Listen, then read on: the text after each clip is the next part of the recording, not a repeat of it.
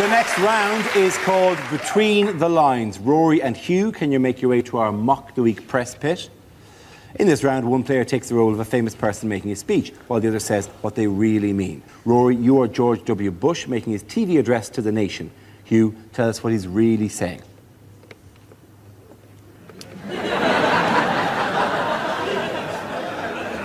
My fellow Americans. People of Florida.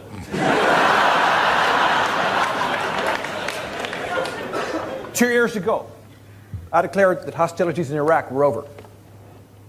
Unfortunately, nobody told the other side.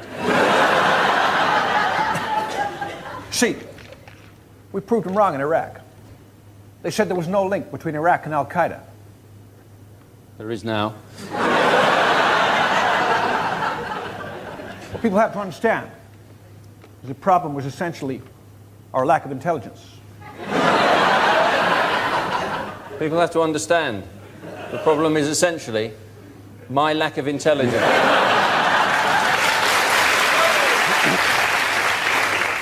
See, problem is people keep putting words in my mouth. Imagine what it would be like if they didn't.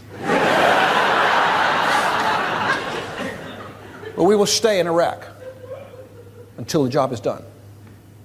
We will stay in Iraq until the oil is finished. Very good. Both of you, congratulations. Rory and Hugh. Points for everyone. Sit down.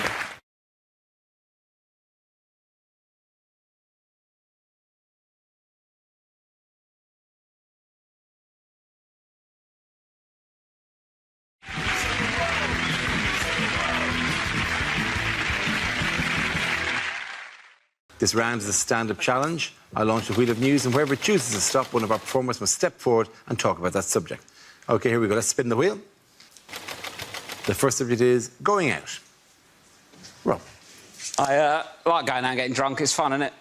I got so drunk the other week. It was the most hungover I've ever been. In the morning, I bought a McDonald's breakfast and ate it in a queue for a Greggs.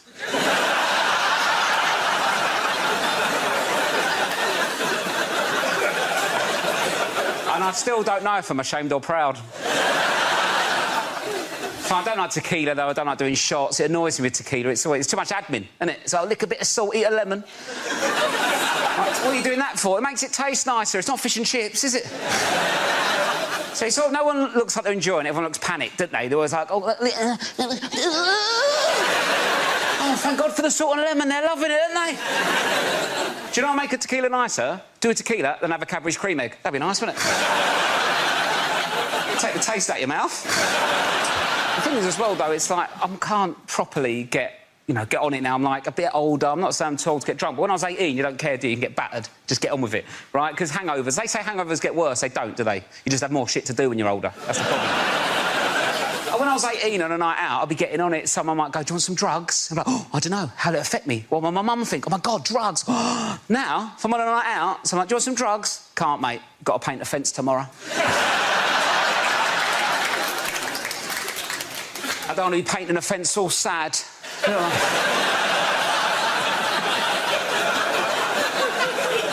All hot, sweaty and vulnerable, like, oh. I was really looking forward to painting this fence last night. Told everyone about it. I'm so hot, sweaty and sad. I'm more likely to keep hold of the drugs, do them in the morning before the fence, just smash it like that. I'll do the roof, shall I do the roof? Let's do the roof. We've got no ladder. I'm flying, Mum. Thank you very much, Rob. OK, that leaves with James. Let's see what topic you've been left with. Let's spin the wheel. And it's food and drink. I'm not like Rob. I don't like going out and getting drunk. I like staying in. I drink on my own.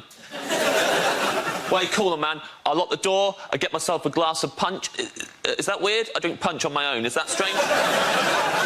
I drink it from a big punch bowl with a ladle in it in the corner of my bedroom. Is that weird? I don't know what other people do.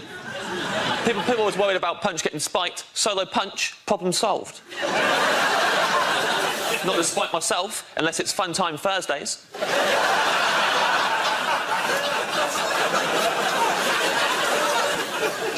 tried going out with some mates recently. We hit the town. I'm a prankster when I'm out with my friends. One of them left me alone with his pint while he went to the toilet. Big mistake. It's a classic prank. I always do this if someone leaves me alone with their pint. I went round the bar using his pint to propose toasts with, deliberately proposing toasts to things I knew he disagreed with.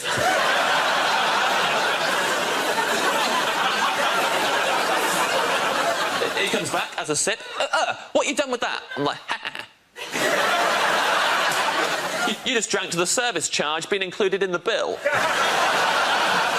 You just drank to those bedside lamps that don't have the switch on the cord like is convenient, but have it on the neck of the lamp under the bulb. It's like a bolt you have to somehow slide across, and you can't even reach it like that. You get your whole hand up inside the lampshade, and it hurts. It's really awkward. You can't even see it. You got to look at the top of the lampshade to see what you're doing, and then you turn it on and it blinds you. You just drank to those lamps. You love those lamps. Thank you very much. Points for both of you. Come on. Very good. Thank you very much. The first subject is travel. Miles. Well, I'll tell you what's wrong with trains. It's the quiet coach, OK? Quiet, that is an adjective. It doesn't go far enough. Quiet is an adjective. It should be called the silent coach. Shouldn't it? The silent coach. No one would have any trouble understanding that. It's the silent coach, right? You can't talk on it, you can't use your laptop, children can't travel on it, you can't eat crisps, and crucially, they, the train people, they wouldn't be allowed to make announcements. Because the sort of people that have the mentality to travel on the quiet coach, which is the correct mentality, are the sort of people who check where the train is going before they bloody get on it.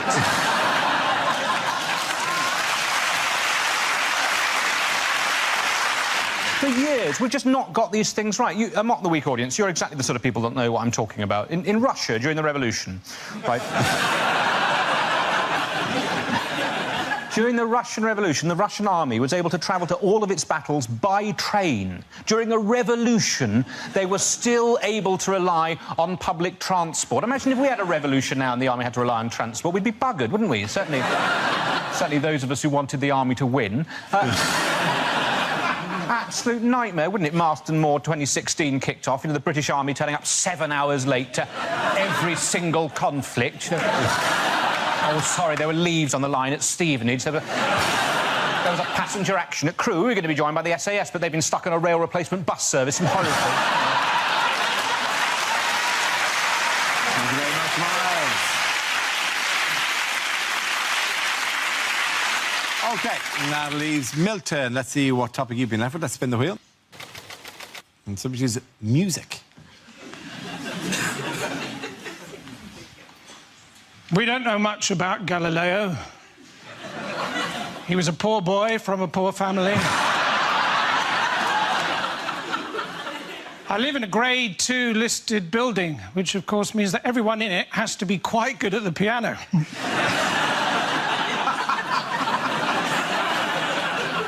Apparently all Chinese children who are learning to play the piano know a tune called Knife and Fork.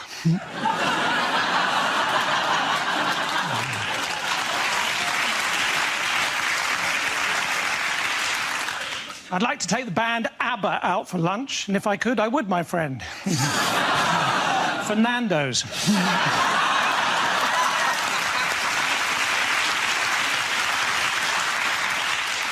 When I was at school and it rained, we used to have to stay in for wet play. And when it was cold, we used to have to stay in and listen to this really dull band.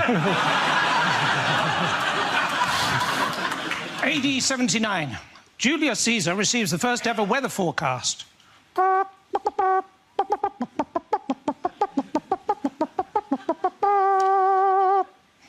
Hail Caesar. Thank you very much. Points there go to Milton Jones. Come on. And the first subject is jobs. Who wants to come at? Reese. I've got a job. Yep, I'm not resigning. And my job is this, which still counts Dad. This is a good job. It's not perfect. It's not the best job in the world. I would never say that. Some people think it is. It's not, right? Best job in the world, community support officer. With no power comes no responsibility. Best job ever. Nothing is expected of you if you're a community support officer, right? If it's not writing down someone's details, then it is beyond your remit. That is 100%. It's just vigilante admin. That's all it is. You're a professional grass. That is your job. I got a leaflet through the post a few weeks ago advertising that job, right? It said, do you have what it takes to be the best? Will you stand up in the face of danger when no one else will? No? Then you should become a community support officer. In the hierarchy of law enforcement in this country, it goes Army, Police, British Transport Police, Ticket Inspector, Traffic Warden, Park Ranger, Dinner Lady, Kid wearing Nike trainers, Kid wearing Adidas trainers, Community Support Officer, Kid wearing Umbro. Well done. Reese. OK, that leaves with Gary. Let's see what you've been left with. Let's spin the wheel again. The topic is technology. OK, where you go. The young couple next door to me have recently made a sex tape. I mean, obviously, they don't know that yet.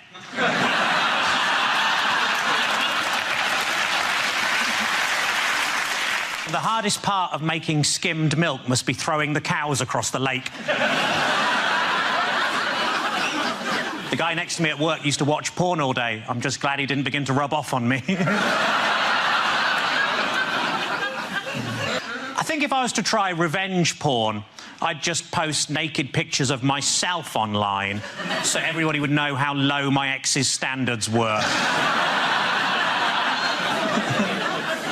When answering the security question, place of birth, apparently vagina is not an acceptable answer. It's been a tough week. I got myself a memory foam mattress and now it's trying to blackmail me. I've currently got a stalker, but you probably can't tell in these trousers. A friend of mine was killed by the big C. He was walking past Curry's and a sign fell on his head. I was watching TV and the announcer said there's a documentary about the clitoris on the red button, but I couldn't find it. Thank you. Very good. Points there for David Lady. Come on back. The first subject is health. Who wants to come in on that? John. I went to get some test results from my GP the other day, and she sat me down and she said, I'm very sorry to tell you, Mr. Robbins, but you've got gout. And I was absolutely stunned. She said, you seem surprised to hear you've got gout. I said, yes, I am, because I'm not from the 17th century. She said, the first thing you need to avoid, Mr. Robbins, is alcohol. Now, it's gutting. Because what do you replace alcohol with? I am not a doob monger. Nor do I ride the Chinese highway. By which I mean I don't take drugs. I think mainly because I don't have the vocabulary to oversee a transaction. So she says, the second thing you need to avoid, Mr. Robbins, is cheese. And I said, out loud, to a respectable GP in her late 60s, what the fuck, mate? Then she gets this serious look on her face, and she says, the third thing you need to avoid, Mr. Robbins, and this is very important, is offal. Well, I tell you what, if I didn't damn near spit that pig's ear clean out of my mouth. Turns out gout is actually a very serious condition, and after a lot of soul-searching, I've decided to cut offal entirely out of my diet. I'm not going to make you imagine what that's like. It's my cross, and I'll bear it. And I'll tell you how I bear it. Pissed and covered in cheese. Well done. Thank you very much.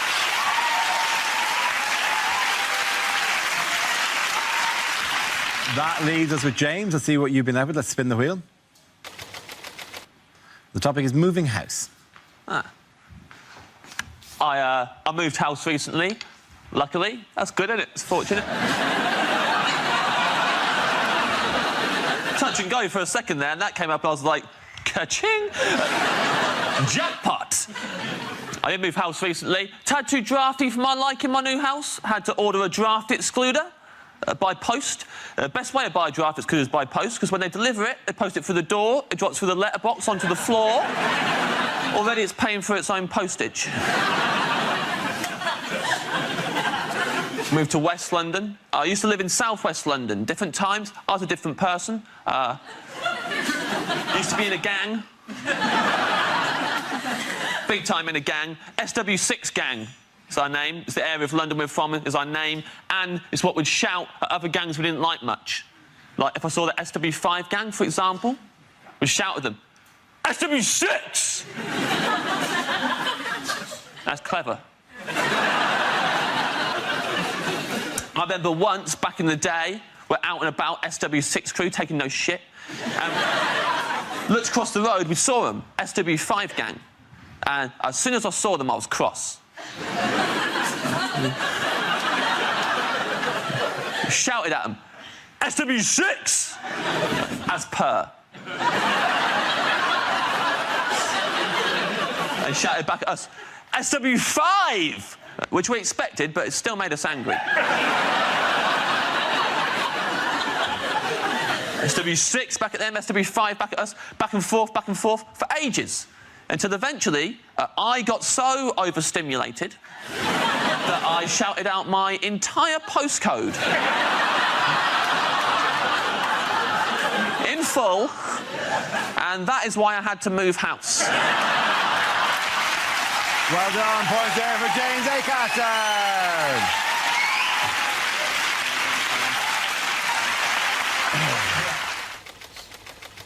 The first subject is alternative medicine. Can I have a volunteer to talk about that? Andy. Apparently, a lot of people trying to get into therapy at the moment, other people knocking it, saying, you know, oh, well, you should just lose your inhibitions, talk about your problems to your friends. I thought I'd try this. I talked about my problems to my friends for a whole hour. Lost my inhibitions, also lost my friends. I now tell my problems to taxi drivers. 2 advantages in this. 1, it stops the taxi driver from telling you his problems. And 2, it's amazing how much quicker you get to your bloody destination. Well done, Andy Parsons. OK, let's spin the wheel again. Subject is the media. Who wants to come into that? Russell. I'll do that.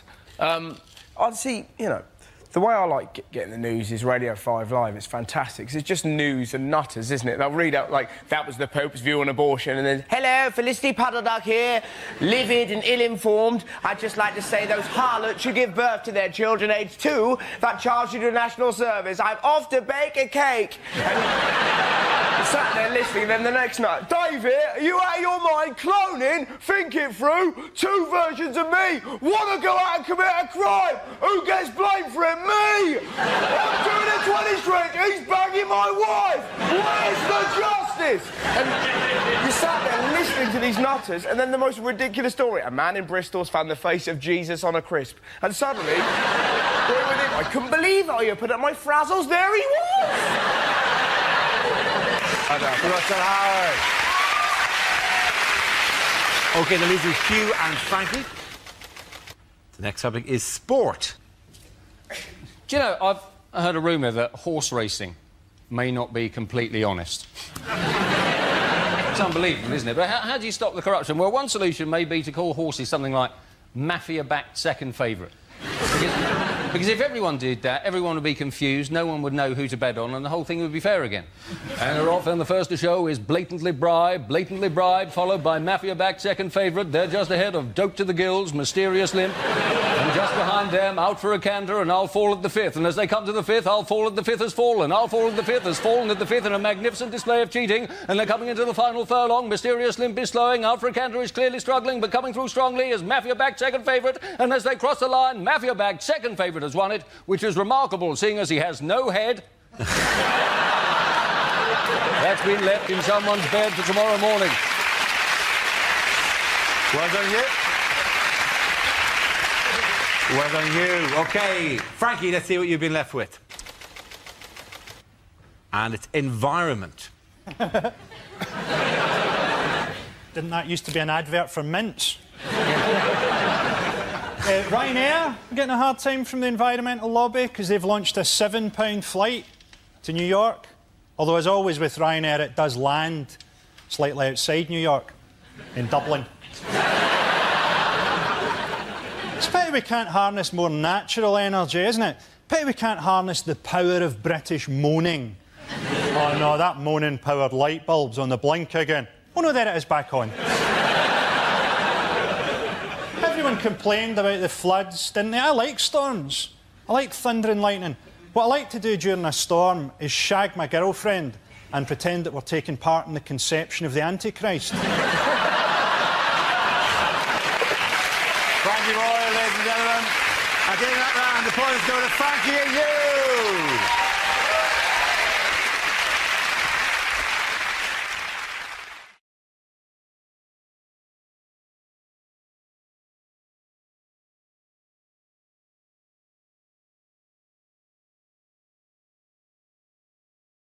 Now we come to our special Christmas quiz. I asked the panellists a series of questions all about the festive season in the hope of filling 5 minutes we're trying to get out of this of our Christmas special. So, teams, here we go. First question, what Christmas tradition was it? There are no buzzers or any points. This show is not built in any way to accommodate genuine quizzes. But nonetheless, you can take your turn. Which Christmas tradition was inaugurated by Sir Henry Cole in 1843? Is it the Christmas tree? Is it not the Christmas tree? Arguing with your relatives? No, it's not that one either, I'm afraid. No. Is it holding mistletoe above your head and therefore being allowed to sexually harass other people? It is not that happy tradition, no. Is it waking your children early, saying to them, oh, it looks like the sleeping pills have worked, happy Easter? Is it going to church just once a year, and that's usually at midnight after the pubs have closed because you want one more glass of wine? Man, you really want to be desperate for your wine, wouldn't you? It's something to bring up at an AA meeting. I sat through God. That's how much I wanted another drink. Is it a Christmas stocking? That's not Christmas stocking. That's a Victorian tradition. Were you trying to mine something there for us? It was... The Christmas card. Yes! Well done, Ed Byrne. Points for him. Congratulations. There are no points. I know there are no points. You promised us there'd be no points. Name Santa's reindeer. I'll take attempts at this. Donner and Blitzen. Correct. Prancer and Vixen. That's 2 each. Dasher. Yes, 3 It's like they're doing a duet. Bonza. But not Rudolph. That's a lie. We've had... What have we had? I've lost. I'm actually lost. Donner and Blitzen. Donner and Blitzen. Some Dasher, Comet. Bashful. Bashful, Sleepy, Doc and If one's called Comet, one's going to be called Curry's. Dasher, Dancer, Prancer, Comet, Vixen, Cupid. Cupid? No, we said Cupid. Ridiculous name for a reindeer. Cupid. They must have teased him, though, with a name like that. They must have teased him. He must have been the reindeer that they teased. Reindeer are notoriously shallow, in fairness. If the story about Rudolph is anything to go by, reindeer are ridiculously shallow. And they will make fun and they will slag you off until you get a job with Santa, and then they will all love you. The last line of that song should actually be, and then Rudolph turned around at them and said, well, fuck yous, I'm with Santa now. Merry Christmas, everyone. Why did you look at my ass for the entire... Why don't you fly the entire world while you look at my hole, right? I don't know how fast we fly, that's all you're going to see. Ho, ho, ho. Yeah, all you're going to see is my hairy reindeer ass going all around the world. The nose is in the front, bitches. The nose is fighting fog, but you're looking at my ass, Cupid. That's all you get. Enjoy your reindeer game. Oh, can we move on? Oh, sorry, is that not festive enough for this ridiculously good time?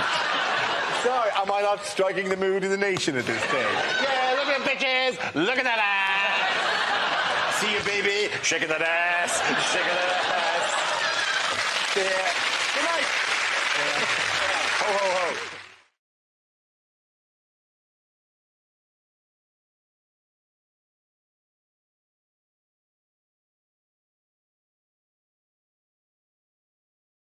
What has been compared this week to a bad pub quiz? Is it not the week? Yeah.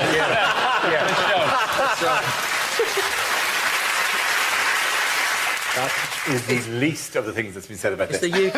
It's the UK citizenship test. It is a citizenship test, yes. Isn't part of the problem? The questions are too trivial. They said, right? But I think they should just ask them like real British questions, like for example, what scares you more, terrorism or snow? Snow? Welcome to the country. I'll give you some samples of the question, right? Just so you get the idea of what stuff is being asked. And the problem is, you cherry pick any of these, you can make it all seem ridiculous. But they're quizzes, stuff like this. Which of the following statements is correct? The Mousetrap is a play that's been running in London's West End since 1952, or it's an environmental policy aimed to prevent mice from destroying crops. I like the way that it's like an ad for the Mousetrap, which it needs, you know. Other questions: which sport can be traced back to 15th century Scotland? Surfing, Formula 1, golf, or motorbike racing? These are the actual questions. These are actual questions off the test. But this isn't like a bad pub quiz. This is like one of those quizzes at the end of before the break on ITV.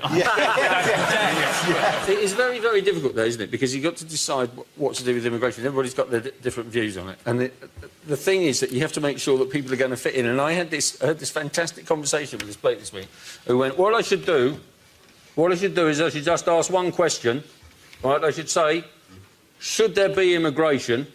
And if they say no, you should let them in.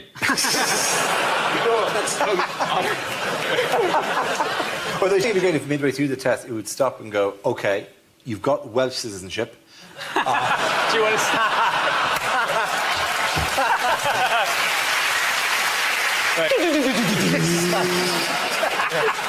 It's difficult, though, isn't it? For English citizenship, you should simply go, can you make this sound?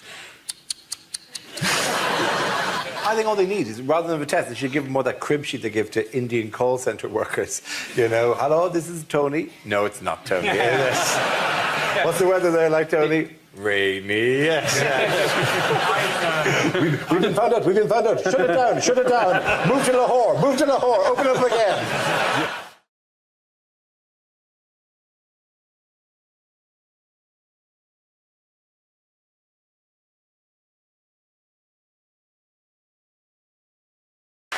The next round is called Headliners. Here's a typical picture of humble football star Cristiano Ronaldo.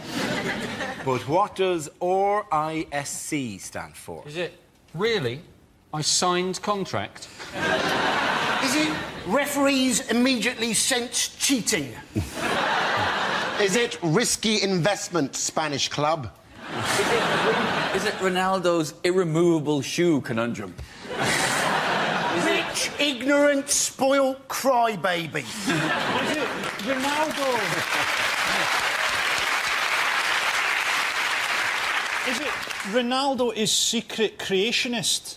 He doesn't believe in evolution after playing with Wayne Rooney for 2 years.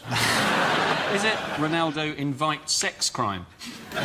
It's a new show by the makers of Wife Swap.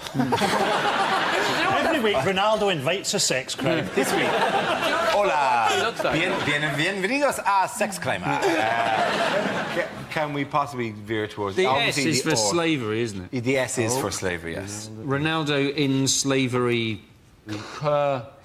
conundrum. Contract. Controversy! Controversy!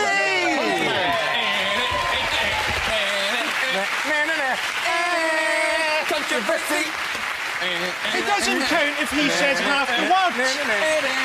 Yes, the answer I was looking for was Ronaldo in slavery controversy. The Manchester United winger is keen on a move to Real Madrid and backed the words of FIFA President Sepp Blatter, who likened the football transfer system to modern slavery. Talking of slavery, do you reckon when the Egyptian slaves were building pyramids, some of them are going, this is a disgrace, being treated like footballers? It is a very distasteful remark to make when these men are being traded for millions of pounds to compare it to slavery. The thing is, we're saying, what, Ronaldo doesn't have a sense of perspective? Yeah. Since early childhood, he has been praised and rewarded ludicrously for having very well-coordinated feet. Of course he's not got a sense of perspective. We're lucky he's not killed someone very skillfully with his feet. There's no point us saying we know what it's like to be Ronaldo. We have no idea what it's like to be Ronaldo. Drinking smart cocktails that teach you capoeira, having sex with beautiful android women. If we had to live Ronaldo's life for 5 minutes, we would shit our brains out of our eyes.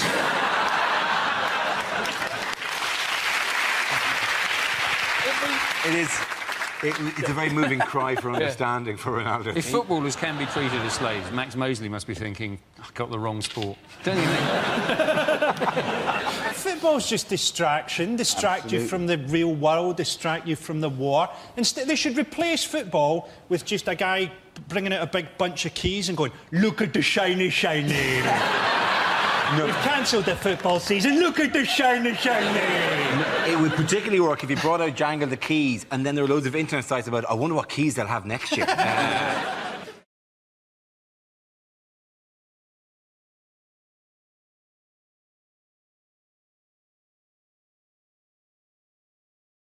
Who has been spied on this week? Europe. Spied on Europe. Yeah. They put a bug. It all sounded very high tech until they mentioned they'd put a bug in the fax machine. Yeah. Like, are they still using fax machines? The only message that you're going to get on the fax machine these days is the message, hello, is anybody else out there who still has a fax machine? Hello, I'm trapped in a fax machine factory. Could you please send help? The only contact I can make is by in the back.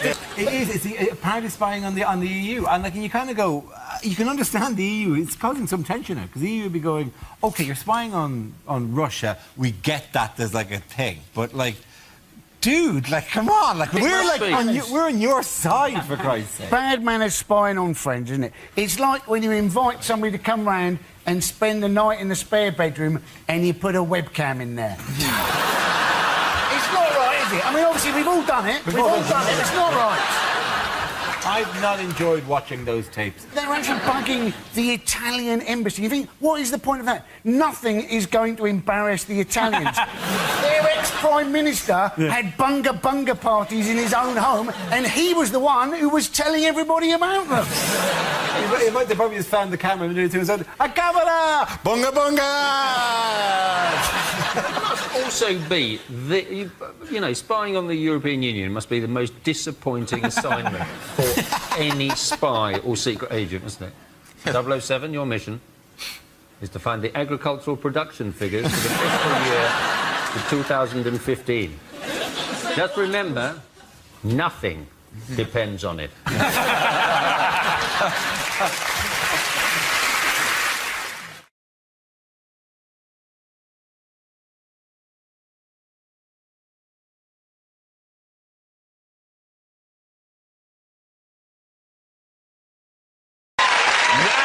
We play a round called Happy Birthday, Paul McCartney. This game involved Joe, Milton and Carl. So if you could make your way to the performance area, please. This round is a stand-up challenge. I launch a wheel of news, and wherever it chooses to stop, one of our performers must step forward and talk about that subject. The winner is whoever I think is the funniest, OK? Here we go. Let's spin the wheel. The first subject is retail. Can I have somebody to come in and talk on that? Joe Coffett. Tesco's have announced that they are going to overhaul their shops by employing more staff, which is great because the self-scanning doesn't work, does it? It's just a row of angry people shouting at machines. Just going, but there's nothing in the bagging area. I've removed it from the bagging area. Do you know what's in the bagging area? A friggin' bag. What a surprise. And also, I have to say, though, sometimes a person isn't better, right? I was at Tesco's at the checkout with a person at the checkout, and just by mistake, instead of the Tesco club card, I handed over my Sainsbury's Nectar card. The woman at the checkout in Tesco's, no word of a lie, she looked at the Sainsbury's card, she put it down, she then looked at her own badge. As if to go, maybe she's right, maybe I do work in Sainsbury's. So the shopping came to £3.76, so I gave her £5 and a penny and then stood back and watched her head explode. And another shop, Abercrombie & Fitch, they were famously sued in America because they had a policy of only employing young, very attractive people. I thought, do you think Argos has the exact opposite policy? Thank you very much, Joe Coffey.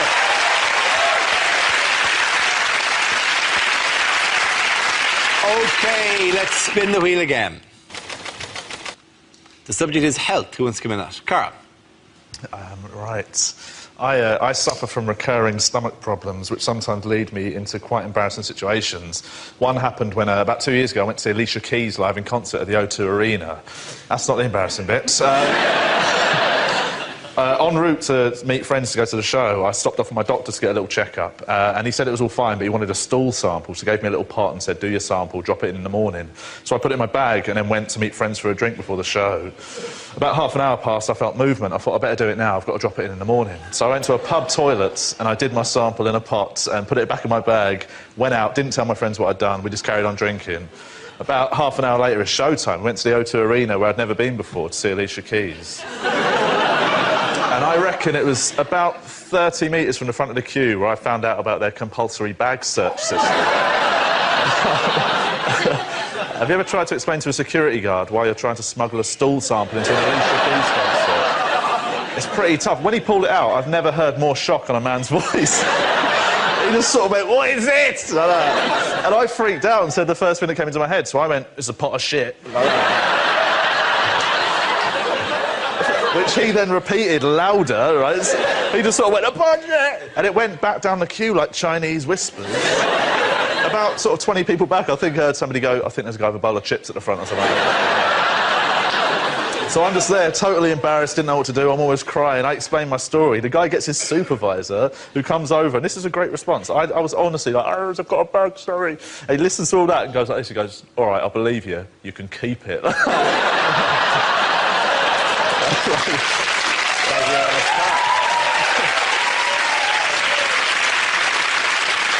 OK, that leaves us with Milton. Let's see what you've been left with. Let's spin the wheel.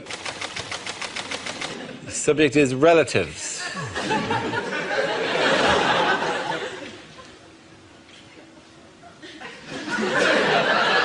The scariest thing that ever happened to me in my entire life was when I was very little. My dad said, I'm just going to pop upstairs. And he went upstairs and he popped.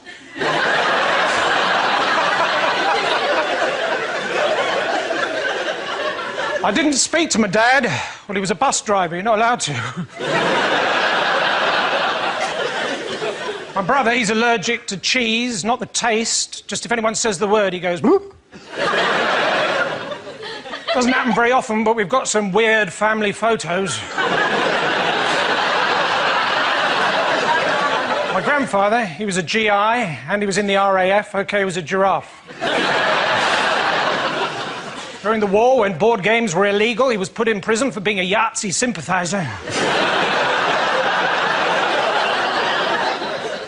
My uncle, he was a security guard at the O2 Arena.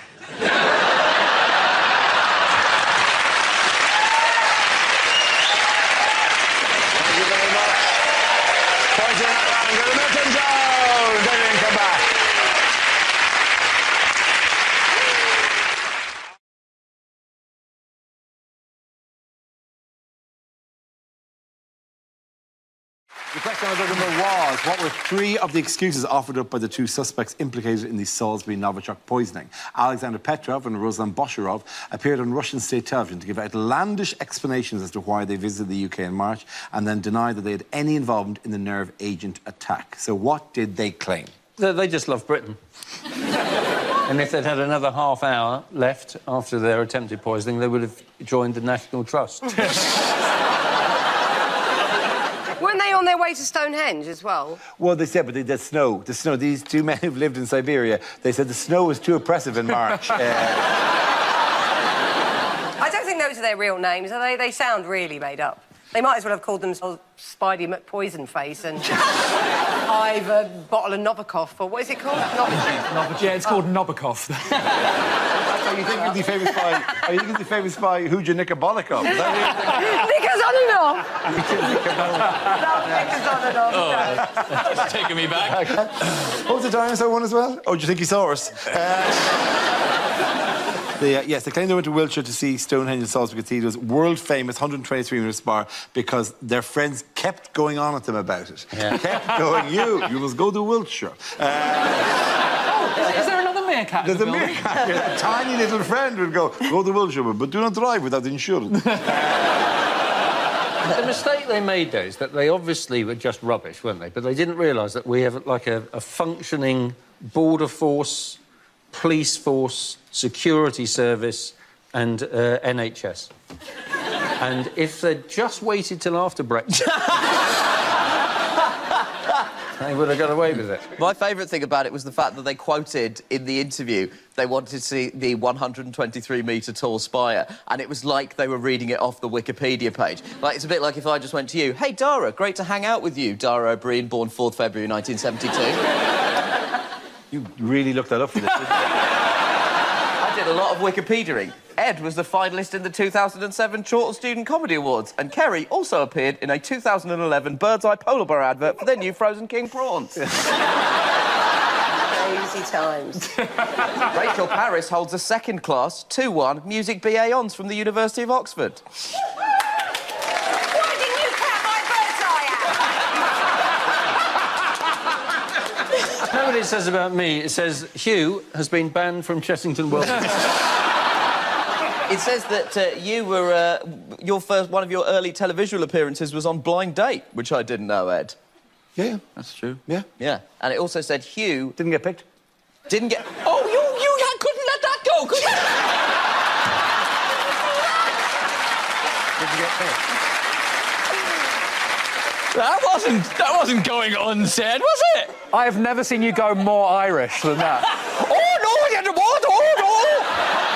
You don't couldn't let that go, could you now? Look at him! Oh, Tuppence Halfpenny looking down on Tuppence.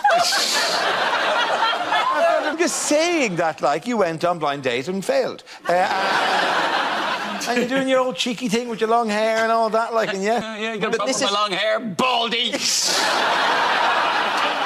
Guys, don't fight. To be fair, this is exactly the sort of journalistic rigour I'd expect from the co-founder and co-editor of UCD's University Observer College newspaper. All right. Still going, mate, Shank. That's my legacy you're talking about there. All right. And now somebody look up Nish now, right? It just says Nish Kumar and there's a hyperlink to Ramesh Ranganathan.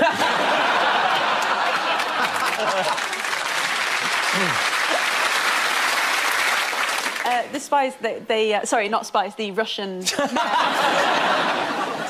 cathedral enthusiasts, they got asked if they went near the house of the victim, and they replied with the notoriously innocent-sounding phrase, "Maybe we did, and maybe we didn't." Way to make yourself sound trustworthy. Yeah. Also, they are somewhat hamstrung by the fact that they look like two people who have gone to a Halloween party dressed as suspicious Russian spies. They were both picked before Ed in Blind Date.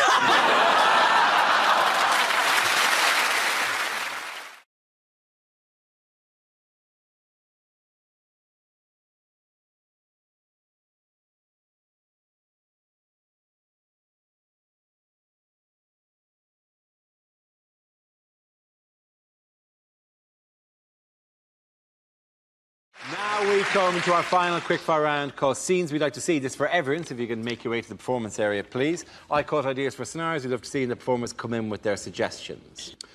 OK, here we go. The first subject is bad things to hear at the psychiatrist's.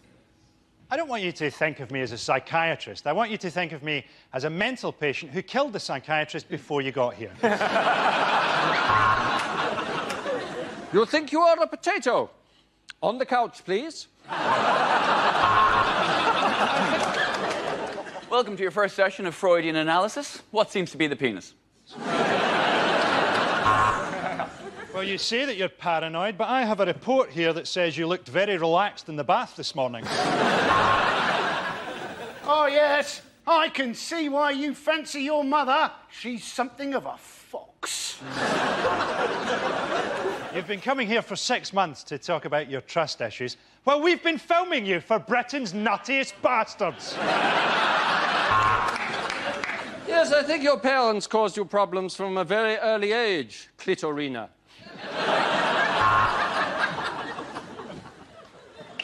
Your thoughts that you're horrifically unattractive are all in your mind, Mr. Johnson. OK, word association. I'm going to say a word, and I want you to say the first thing that pops into your breasts.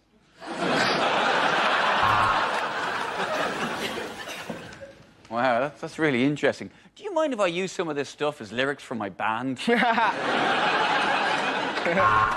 have emotional problems and a below-average IQ. I'm prescribing Hollyoaks.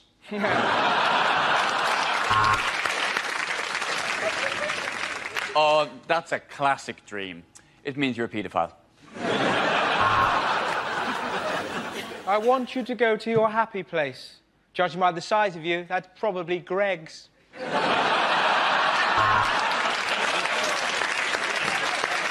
Hypnosis could certainly help with your intimacy issues.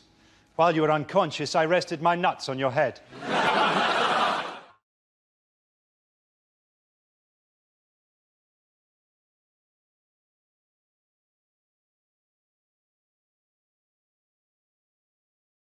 We'll give you the first topic. Here we are. Things you shouldn't say to the Queen on being given your honour. Hello, are you Lily Savage?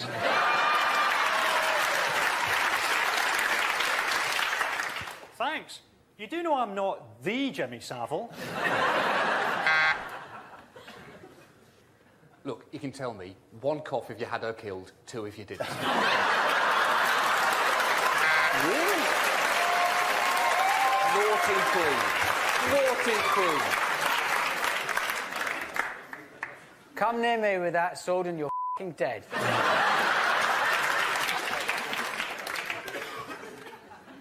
Go on, pull my finger.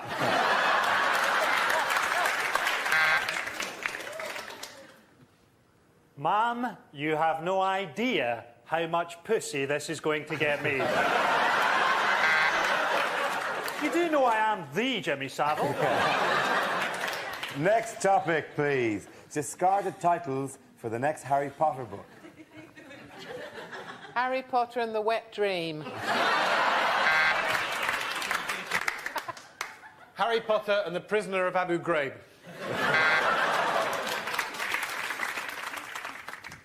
Harry Potter in another book for children.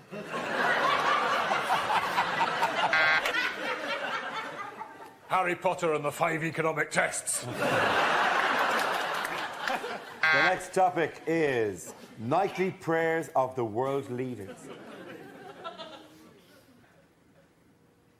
Dear Lord, please watch over my presidency, watch over my people, my country, and I will repay you in blood and souls, almighty Satan.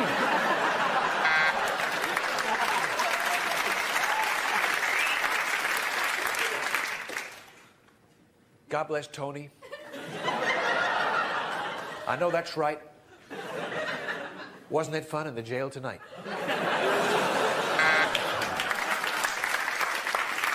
Next topic. Bad letters to receive 2 months late.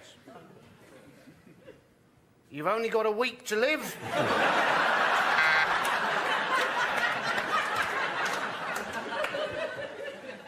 Enclosed are 20,000 votes for Al Gore in the Florida election. Hope it's not too late. Hope all's well. Please look after this hamster.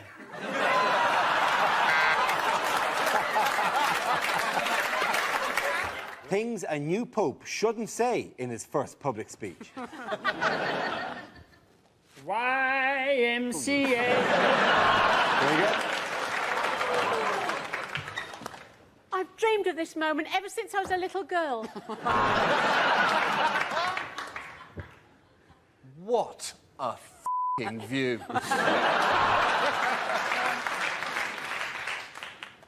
I'd like to thank my wife.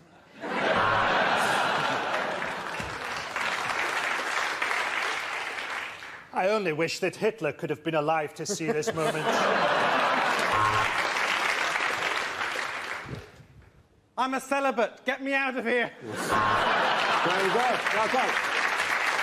Okay, next topic.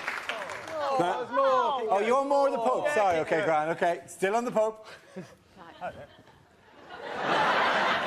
I can't think of a finer way to spend the last 6 months of my life. Bad ways to start a party political broadcast. Hello.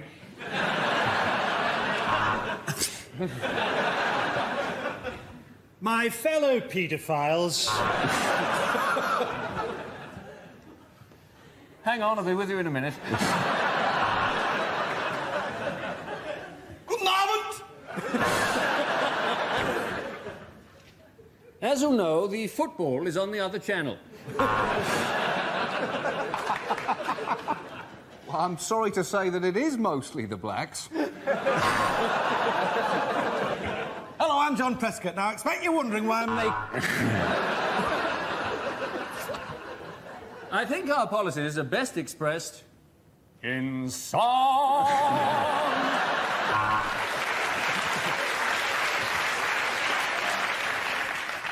During the next 3.5 hours... Now, look, we all know we're not going to win.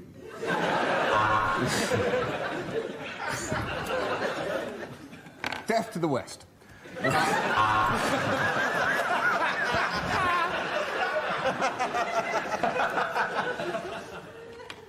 Let me tell you what the voices in my head are telling me. Okay, our next topic is things you'd never hear a French person say. Of course, it looked hopeless, but we kept fighting.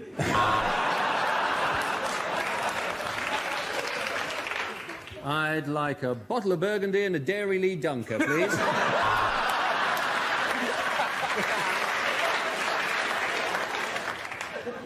You're English. How nice to meet you. J'aime beaucoup, Monsieur Jeremy Clarkson.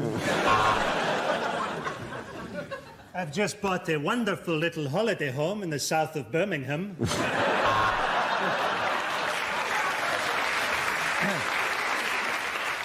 My favourite road? Well, that's got to be the A303. At night, in many ways, it's quicker than the M4 and you get to go past Stonehenge. If you're going London to the West Country, it's A303 for me every time.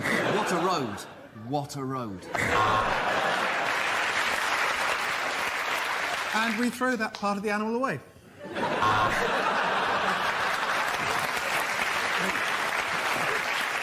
Okay, our next topic is what the voices in Tony Blair's head are saying.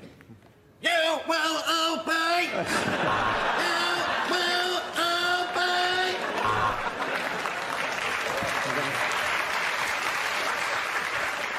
Keep smiling, have Gordon killed. Keep smiling, have Gordon killed. Cherie, will you shut the up?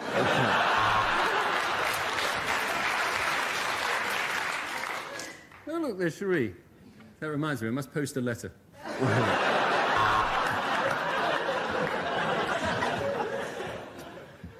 I like big butts and I cannot laugh.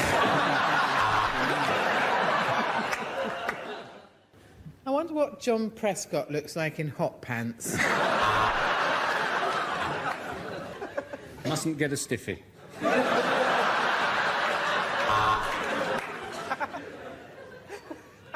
Damn it, got a stiffy. Go on, lie. You got away with it last time. Things a Wimbledon commentator would never say. 40, 37. Well, there is Sharapova, and I'm sure, like me, you long to have those long, moist Russian legs wrapped around your face. Is it just me, or are they just hitting it back and forth? How wonderful to see an all-British final. Well, there's a ball boy needs taming. Advantage, Widdicombe. And as they come to the first, it's Spanish steps over safely, followed by red run. All this grunting is giving me the horn. In the women's game, why does the pretty one always lose to the moose? Goal! Now, that one must be a man.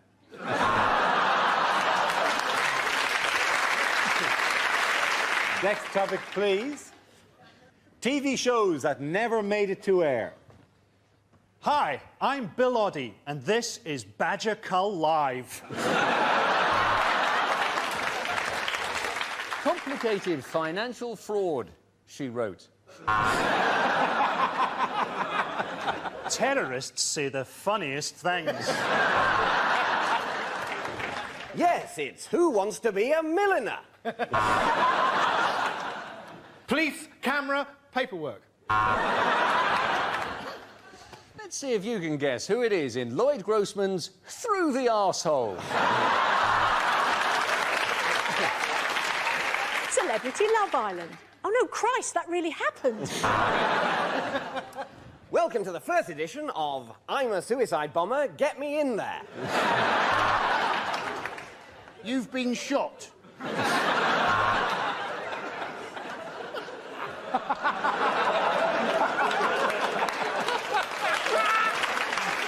Okay, next topic is unlikely lines for the Queen to include in her annual message. Some of my best friends are black. Have you been involved in an accident that wasn't your fault? Send a rebate or the corgi gets it. Ashton Schneeselhunts, mein Gurkenführer!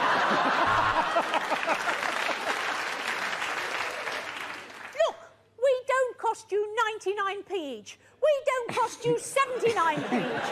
I'll tell you what, I'm a fool to myself, but we cost you 61p each, and for that I'll throw in Princess Michael of Kent. You can't say fairer than that.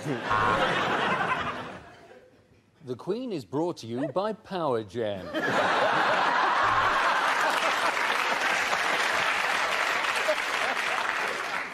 So there were these two nuns in the bath. Charles, you'll have to prise my crown out of my cold, dead hand. I'm a killer. Queen! Bad things to say on stage at Live 8. They've put a lovely spread on backstage. Lobster, caviar. Let's not cancel debt. Let's consolidate it into one manageable level.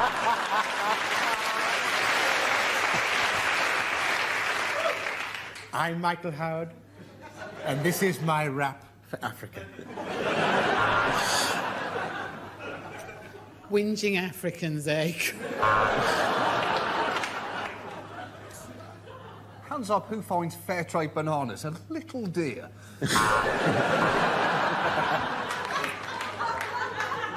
A lot of people complain that there are no ethnic minorities at this gig, but no, here they are, the black and white minstrel shows.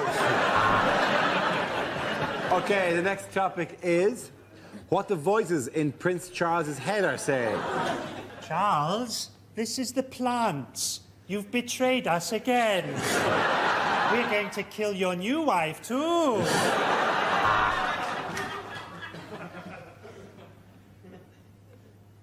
If I really am the father, why is he so stupid?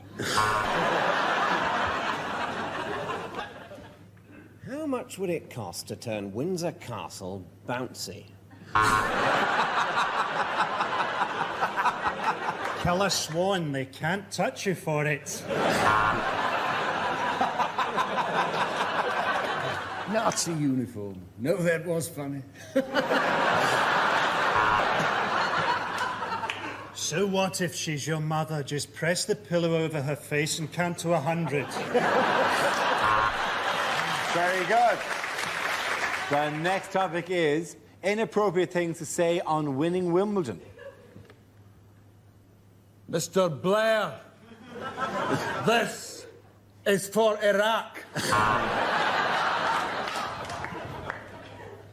3 sets, no smell. That's palm olive. Thanks very much, but I've actually come here to talk to you about Jesus. That Nandrolone's great stuff, isn't it? This is fantastic. In some way, it compensates for my lost childhood, my dysfunctional family, and the fact I'm so stressed I haven't had a period for 7 years.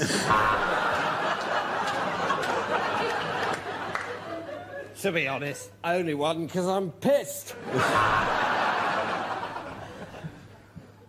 I'm delighted to have won and put all the drug rumours behind me, and I'd just like to thank my husband for sticking with me. It's been everything. It's been amazing. Apart from the crowd, who are a bunch of arseholes, and I wish they'd stop trying to share in what is essentially my triumph. I just got a blowjob in the dressing room from a womble.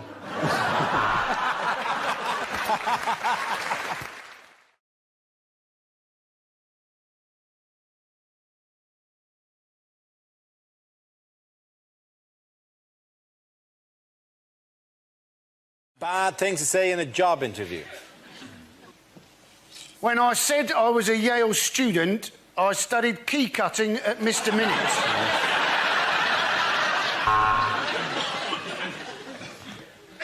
Why do we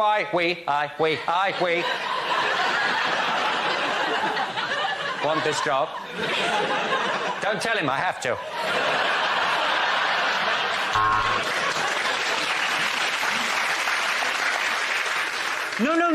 No, I applaud your policy of positive discrimination, and that's why I blacked up.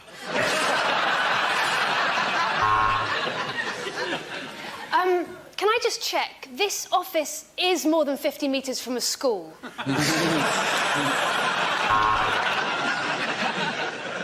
What do you mean, no experience? Being abducted by aliens isn't an experience, and I don't know what it is. Well, yes, I would make the perfect train driver. I'm always late, and I break down really easily.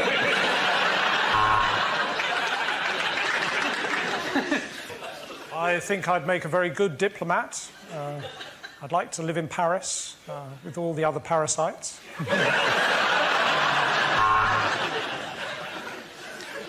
What do I see myself doing in 5 years' time? Exactly the same, only on Dave.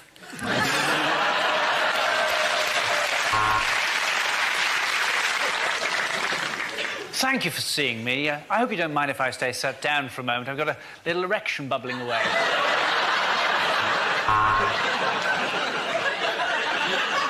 No, emu, no, emu, no. What can I bring to this job? How about the photocopier from my last office?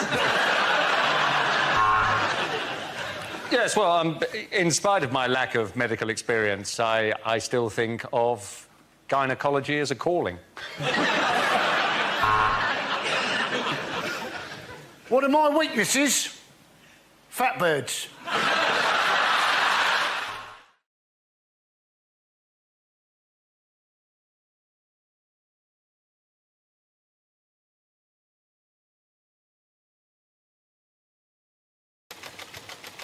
The topic is safety.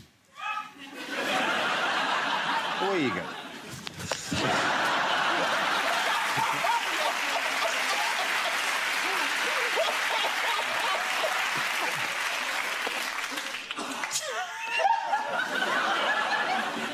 Just like to say to the old man who was wearing camouflage and using crutches, who stole my wallet earlier, you can hide, but you can't run.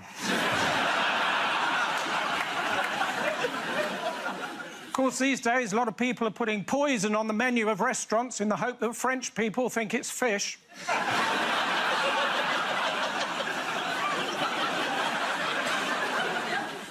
My dad's answer to everything was alcohol. He didn't drink, he was just very bad at quizzes. I only have access to my son on Saturdays. Well, he fell under the floorboards of a synagogue.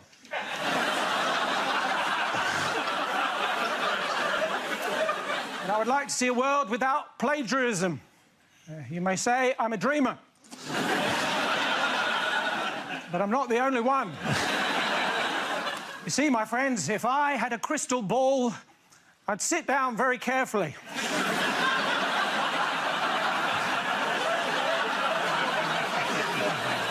They say that putting mud on your face is good for your skin, but I saw a sign the other day that said sewage treatment works. Trust me, it doesn't.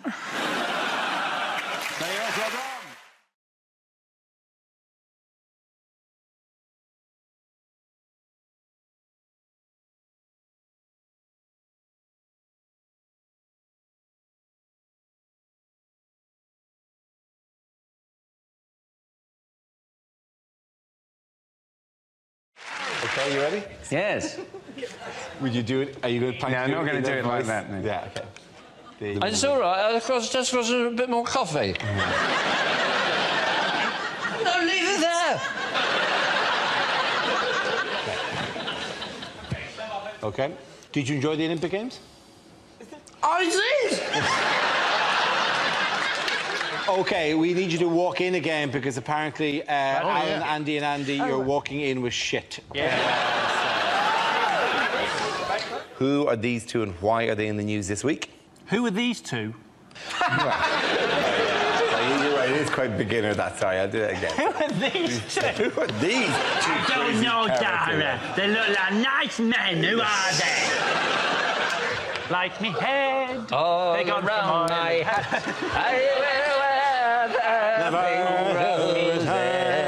Why will you not die, Skyward? Michael, they have taken you. Will you not go home and die? Wasn't there any of that at the Olympic opening ceremony? What? None of it, Irish rebel songs? Yeah. They weren't all Irish. We've got a great... It would be really weird if they just opened on a man going, England has stolen our young. Our next round is called Newsreel. We play in a... Could you shut the fuck up? Was that for me? No, it wasn't. It was the end of his. Oh, right, yeah. sorry. He'd get to the fucking mic and then put it...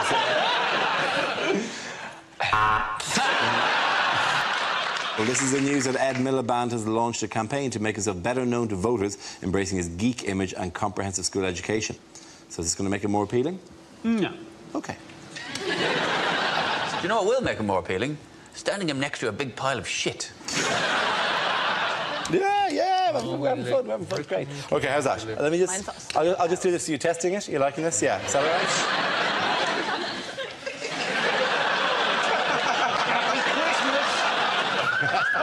Oh, yeah. Too hot for TV. Yeah. How's that? Happy Christmas. Happy Christmas. This is the DVD your uncle bought you. Yeah.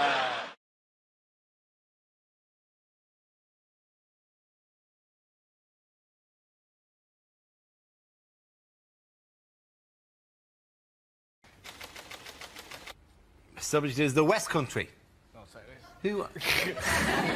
Russell. How can you not love the West Country? I've genuinely seen graffiti in Bristol during the last Tory campaign. Do you remember, are you thinking what we're thinking? Somebody had written underneath it, is it, do I like what's-its? It's phenomenal. It's wonderful, isn't it?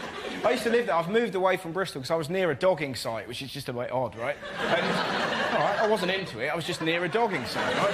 And I was talking to my friend. I was like, Jane, why do they do dogging near the house, right? And she looked and went, apparently you got really great views of the Clifton Suspension Bridge. And you're like, well, you've got faith in humanity, haven't you? Just the idea that some... I tell you what, it's only when you're doing the nasty in a Cortina that you can truly appreciate the work of Isambard King of Brunei. That, my friend, is craftsmanship. Shall we? Nubba na na nubba nubba na na na. Wonderful. Thank you very much, Arthur. OK, we're left with Michael and Andy. Let's spin the wheel again. The next subject is North-South Divide. There goes Michael. Right, yes. Now, I am from the south. You noticed? I have been north, up the M1, and I don't know what happens to the word the. It seems to disappear at about junction 25 on the M1, and the word the just goes, that's it from me, I'm getting off. You go on ahead. Are you coming with? No, I'm not interested up there. And then you get there and they don't have this, fridge, or you're going up to... What are you doing? My first experience of this was when I went to the cinema in Leeds. I saw The Lion, the Witch and the Wardrobe. And must have had more fun asking the woman what it is I'd booked to see than watching the entire movie itself. So what is it I'm seeing here today? Took one, took which, and took one, Joe. What are you talking about? You're hearing this?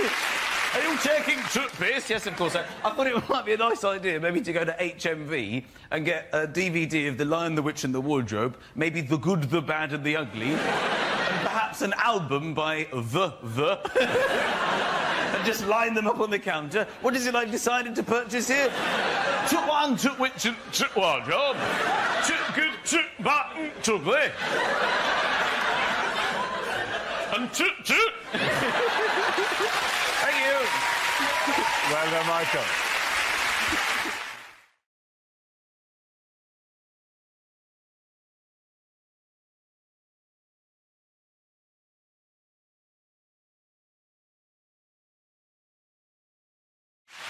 Now we play a round called English Jokes for English People.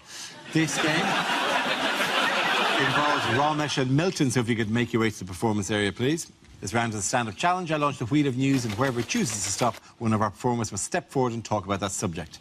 OK, here we go. Let's spin the wheel. The first subject is education. Who wants to go on that? Ramesh. Well, as a vegan...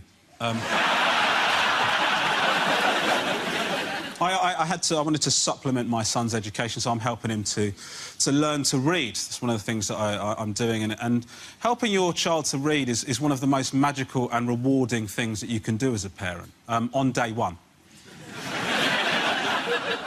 After that, it's one of the most frustrating, annoying, I'd rather punch myself in the face repeatedly than ever do this again activity that you can ever do. And let me tell you why. They do not care about making sense.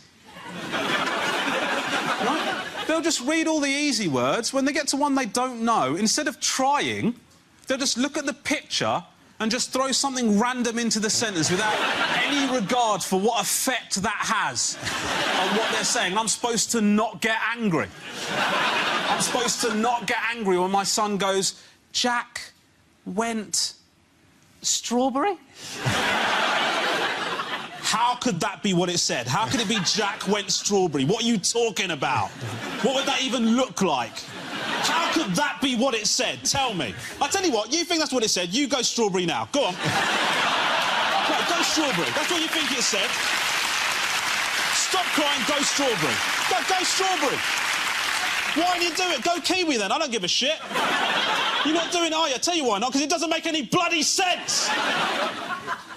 My wife thinks I'm overreacting. Thank you very much, Robert. OK, that leaves us with Milton. So let's see what you've been at for Milton. Let's spin the wheel. And the topic is family.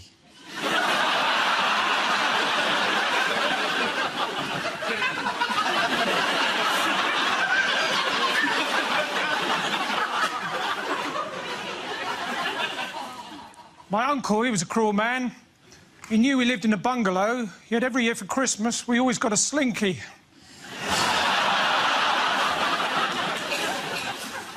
It's a miracle my sister's getting married. I went to the printers to get the invites done. He said, well, what typeface? I went...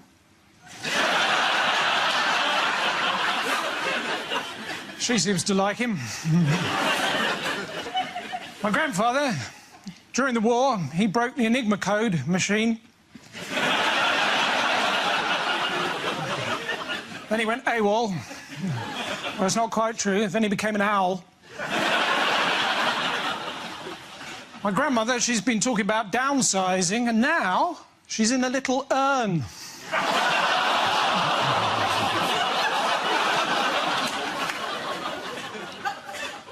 My other grandmother, she was a children's writer. You may have seen her book, Jack Goes Strawberry.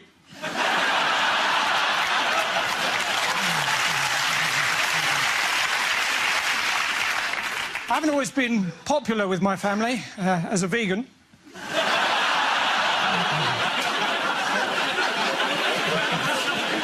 That doesn't normally work. Recently, my family all clubbed together and got me a voucher for a clinic in Switzerland. Thank you. Hey, well done. Point that to Mr. Jones. Come on back in.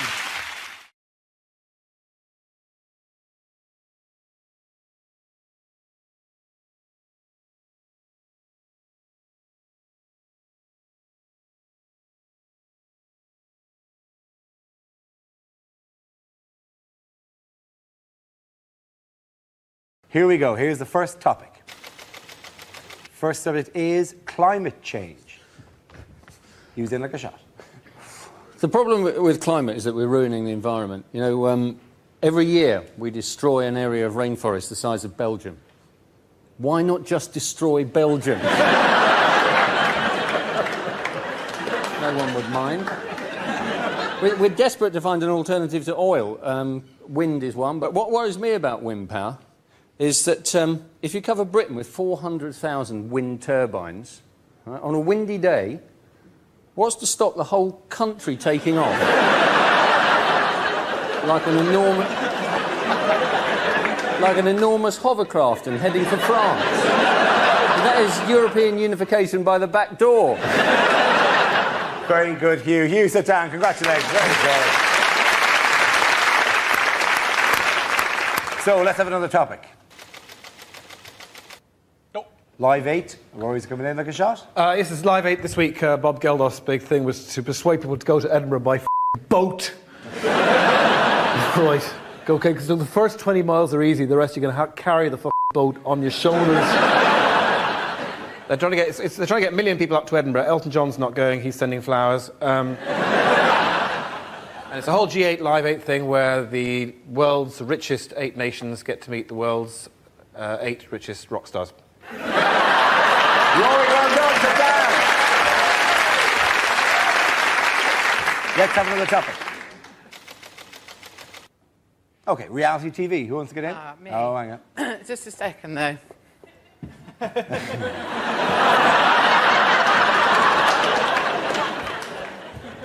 12 calories.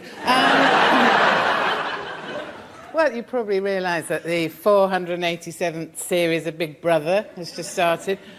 Problem to me with Big Brother is that when someone gets voted out of the house, they don't actually have a sniper up in a tree with one bullet, just to see how they do. Now, I actually applied for Celebrity Love Island, but...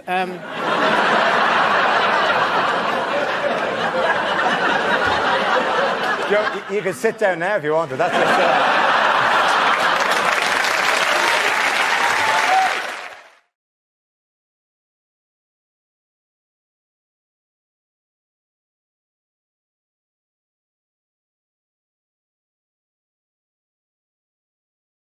The next round is called If This Is the Answer, What is the Question? On the board are 6 categories. James, which category would you like? Sport, please, Dara. Fantastic. Sport it is. The answer is 20 minutes. What is the question? How long does it take to steam French beans so they don't squeak when you bite into them? What is a frankly disappointing distance for the TARDIS to travel back in time? How long does it take Joey Essex to fill in the name and address section on any form? Is it how long does it take Oscar Pistorius to cross a cattle grid?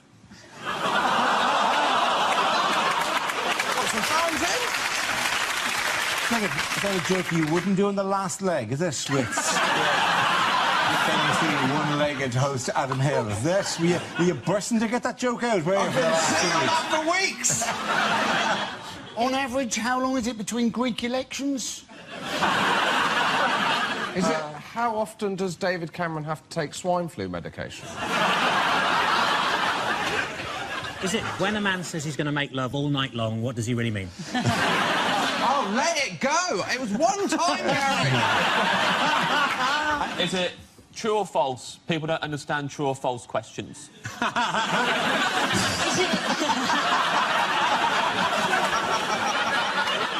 Is it for the rest of his life, what is the longest David Cameron will go without someone shouting, oink, oink?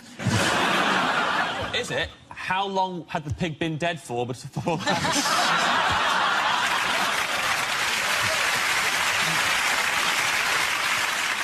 Is it how long was I watching the footy drunk for last Friday before I realised they were playing rugby? OK, then you know this. Yeah. It is, I think, how long was the opening ceremony to the Rugby World Cup? Absolutely, thank you very much. You, yes.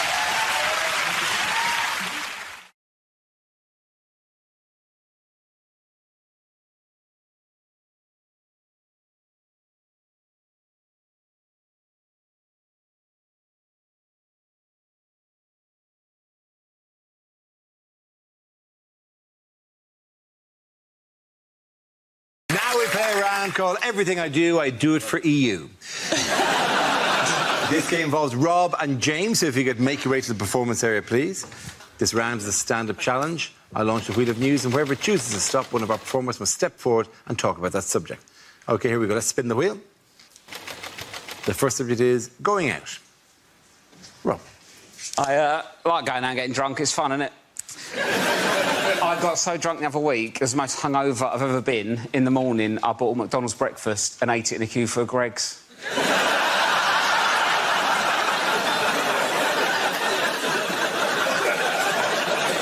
And I still don't know if I'm ashamed or proud.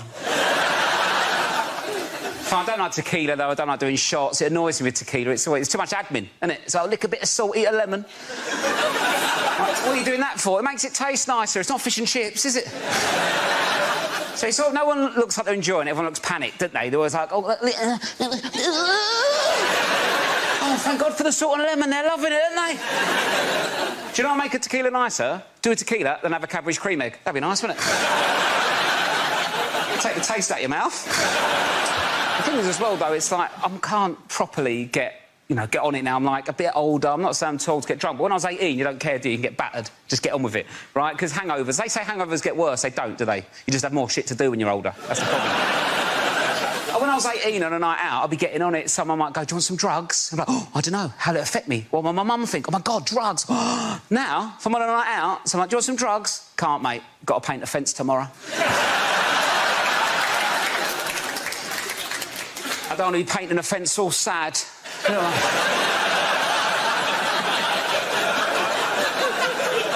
all hot, sweaty and vulnerable, like, oh... I was really looking forward to painting this fence last night.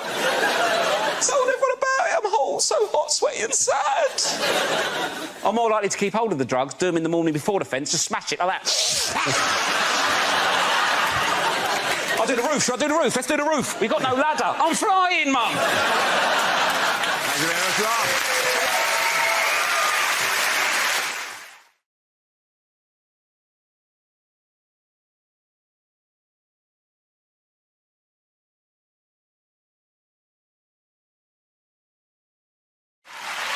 Now we play a round called Like a Corbin, touched for the very first time. This game involves John and James, so if you could make your way over to the performance area, please. This round is a stand-up challenge. I launch the wheel of news, and whoever chooses to stop, one of our performers must step forward and talk about that subject. OK, here we go. Let's spin the wheel. The first subject is health. Who wants to come in on that? John. I went to get some test results from my GP the other day, and she sat me down and she said, "I'm very sorry to tell you, Mr. Robbins, but you've got gout." And I was absolutely stunned. She said, "You seem surprised to hear you've got gout." I said, "Yes, I am, because I'm not from the 17th century." She said, "The first thing you need to avoid, Mr. Robbins, is alcohol." Now, it's gutting, because what do you replace alcohol with? I am not a doob monger. Nor do I ride the Chinese highway. By which I mean I don't take drugs. I think mainly because I don't have the vocabulary to oversee a transaction. So she says, "The second thing you need to avoid, Mr. Robbins, is cheese." And I said, out loud, to a respectable GP in her late 60s, "What the fuck, mate?" Then she gets this serious look on her face, and she says, "The third thing you need to avoid, Mr. Robbins, and this is very important, is offal." Well, I'll tell you what, if I didn't damn near spit that pig's ear clean out of my mouth. Turns out gout is actually a very serious condition, and after a lot of soul-searching, I've decided to cut offal entirely out of my diet. I'm not going to make you imagine what that's like. It's my cross and I'll bear it. And I'll tell you how I bear it. Pissed and covered in cheese. Well done. Thank you very much.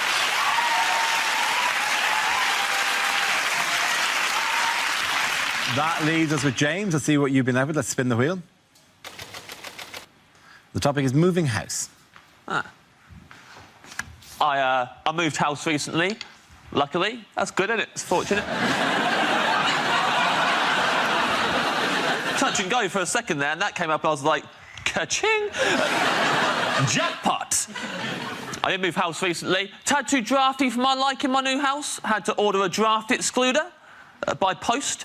Best way to buy a draft excluder is by post, because when they deliver it, they post it through the door, it drops through the letterbox onto the floor. Already it's paying for its own postage. Moved to West London. I used to live in South West London. Different times, I was a different person. Used to be in a gang. Big time in a gang. SW6 gang is our name. It's the area of London we're from, is our name. And it's what we'd shout at other gangs we didn't like much. Like, if I saw the SW5 gang, for example, we'd shout at them, SW6! That's clever. I remember once, back in the day, we're out and about, SW6 crew, taking no shit. Looked across the road, we saw them, SW5 gang. And as soon as I saw them, I was cross. Shouted at them, SW6! As per. And shouted back at us, SW5! Which we expected, but it still made us angry. SW6 back at them, SW5 back at us, back and forth for ages. Until eventually, I got so overstimulated that I shouted out my entire postcode. In full, and that is why I had to move house. Well done, point there for James Acaster.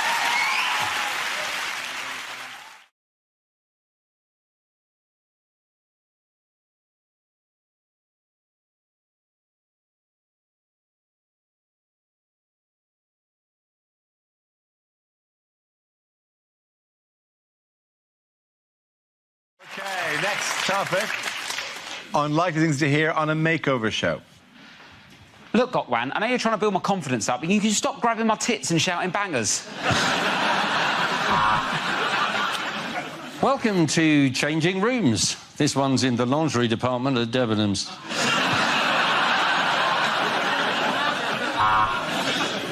I love what you've done with the bedroom, guys. I love the neutral colours. I love everything, all the new furniture. But what have you done with my beanbag? There was 20 grand's worth of coke in that. Well, why do we call it DIY SOS? Because I've accidentally staple gunned my penis to this staircase.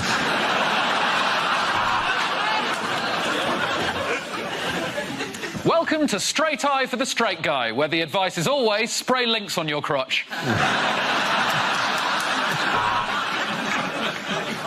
Mrs. Patterson says her downstairs is a little damp. Don't worry, Alan Titchmarsh has that effect on a lot of women your age. When Susan approached us, she was overweight, she had terrible hair, and her self-esteem was at rock bottom. But now, thanks to our team, she's got a new kitchen.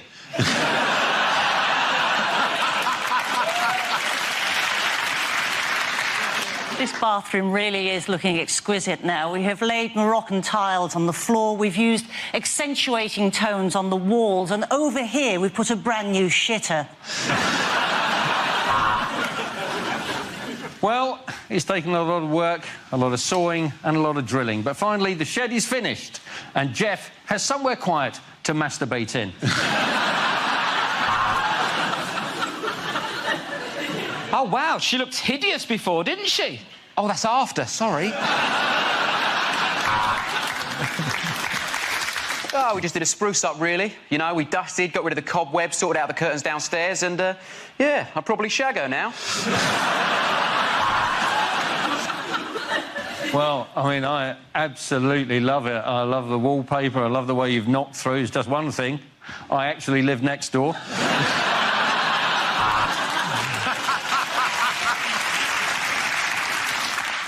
I showed this couple from Sussex a delightful little semi earlier and said if they touch it, I'll do up their house. What your hair needs is volume and lots of body. So here's Brian Blessed. Why did you give me more teeth?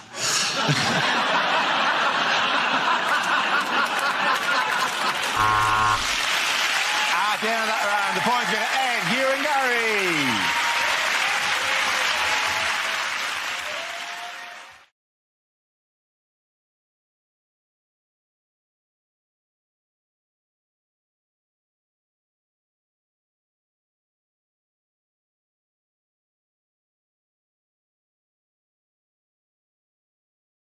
Okay, here we go. Let's spin the wheel for the first topic. The first subject is transport. Who wants to come in that? Miles. Yes, transport, public transport. Why is public transport so horrendous? Well, the clue is in the question, isn't it? It's the public. You're horrific. I don't take public transport terribly often, but sometimes I do it for a dare. Some friends and I once had a competition to see who could stay for the longest on a night bus without vomiting. Although, once I got on the bus, it was quite clear that all the other passengers were involved in a similar competition. None of them were doing terribly well. My seat had a sign next to it saying, "This seat is particularly appreciated by the elderly and infirm." Yeah, certainly smelt like it. Now, what a journey. Every time somebody pressed the stop button, it pinged. The oik sitting next to me stood up because he thought his McCain's microwavable chips were ready.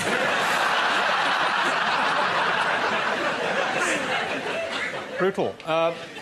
Anyway, while I've been speaking, I imagine a lot of the ladies in here have been looking at me. Possibly, you know, you're thinking, is he or isn't he? Well, I've got to be honest with you, ladies, I am looking for a cleaner.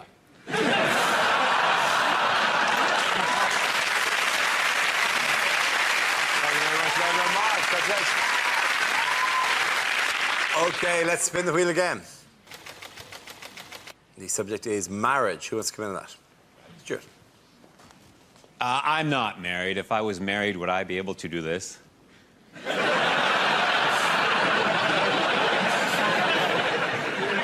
For that long?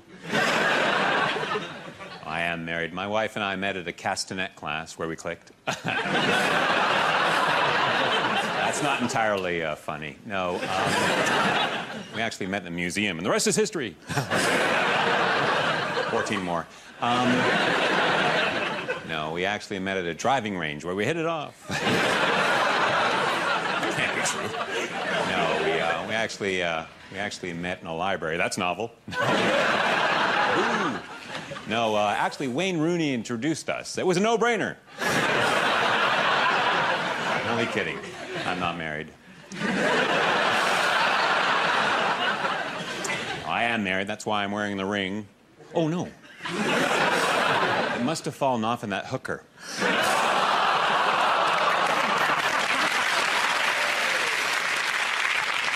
Anybody who's married knows what I'm talking about when I say this, that you really find out about someone after you marry them. Like, for example, my wife doesn't have a peanut allergy. No, it turns out she has a penis. That's it, she has a penis.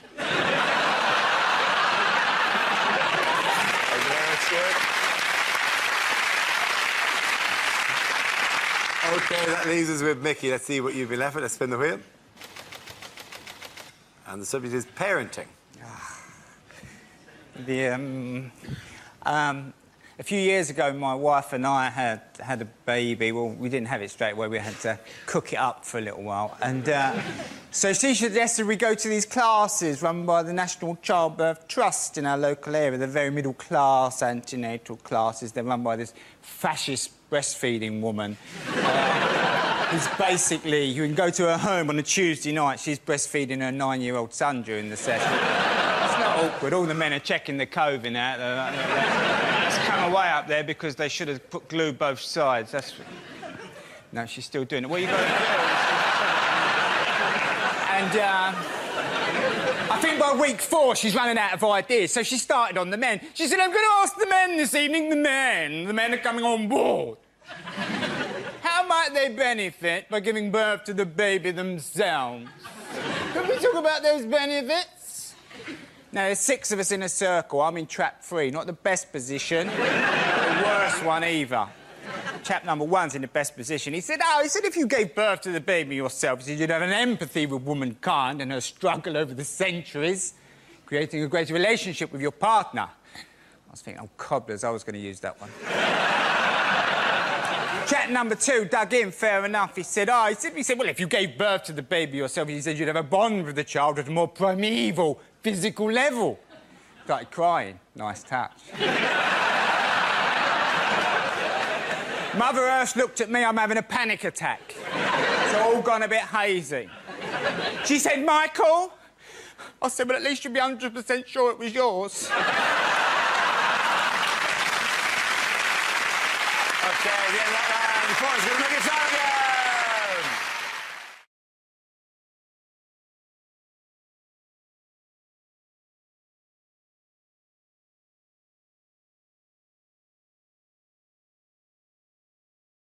Whose number is up this week? It's Carol Vorderman. It is, of course, Carol. Yeah, silly old cow. Yeah, basically...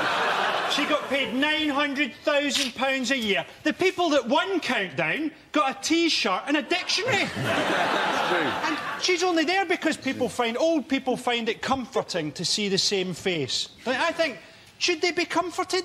I'd like to see the person picking the letters dressed up as death. I'd have liked her to have stayed on, but just in a sort of couldn't-care-less, half-hearted way. Yeah, you've got to get 10,000 with a 5, a 7, an M.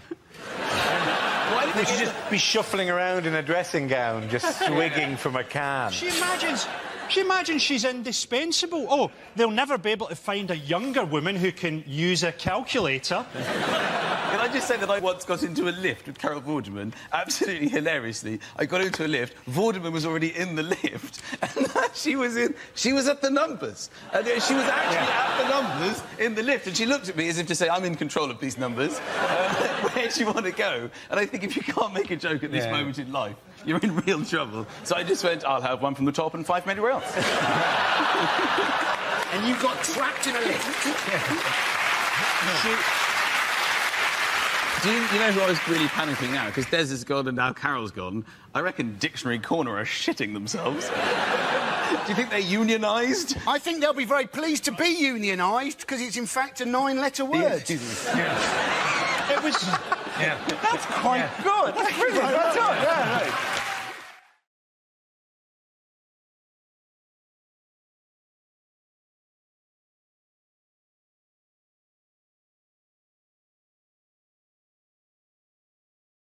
You may not have seen one. It was a story in Ireland in the Evening Herald in Dublin last week. And it's got a moving story. It's about Alzheimer's disease. Oh.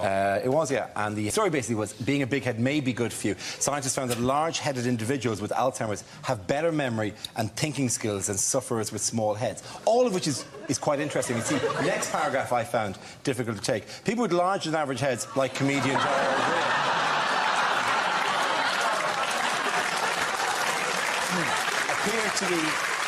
appear to be better protected if they develop Alzheimer's disease, as studies suggest. Now, that would be all right if it wasn't for that. Like, the article actually came with a giant photograph of me next to the article. Under the word big head, have protected against Alzheimer's.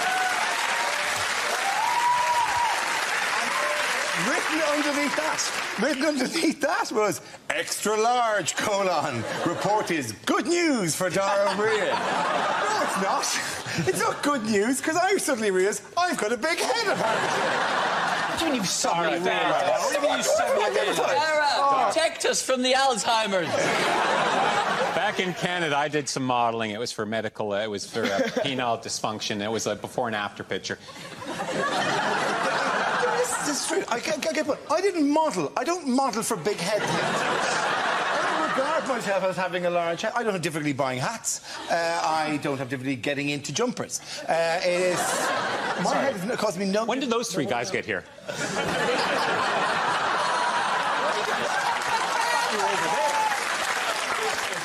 To be fair, a big head doesn't normally cause the owner a problem. It causes the owner's mother a problem. How does And you do look... Have you ever seen Dora? It's smaller than my hips, for God's sake. Your head is smaller than your hips. What kind of shape are you? You're a peanut. Shakira. Of course my head is smaller than my hips. Dora, but it's... Is Dora, your look head at me. not smaller than your hips? No! Dora, look at me. Oh, you're weird. Yeah. Look at me. I'm going to take you to a hall of mirrors and show you how you should look. It's going to be the kids from Mars. See, look at that. It's fine. Your head is absolutely enormous. In fact, on a normal-sized head, that would be a full head of hair. But the good thing is... Are you not staying in my house tonight? When Dora opens an umbrella, it's like one of them little cocktail ones. To put in context how big it is, Dara, it has its own gravitational field. It's pulled in an entire planet behind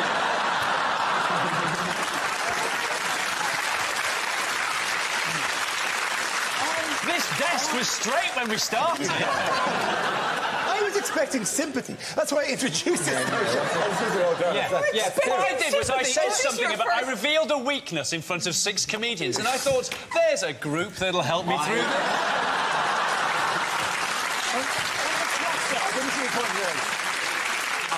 I think of you all as friends. I don't think of you as comedians.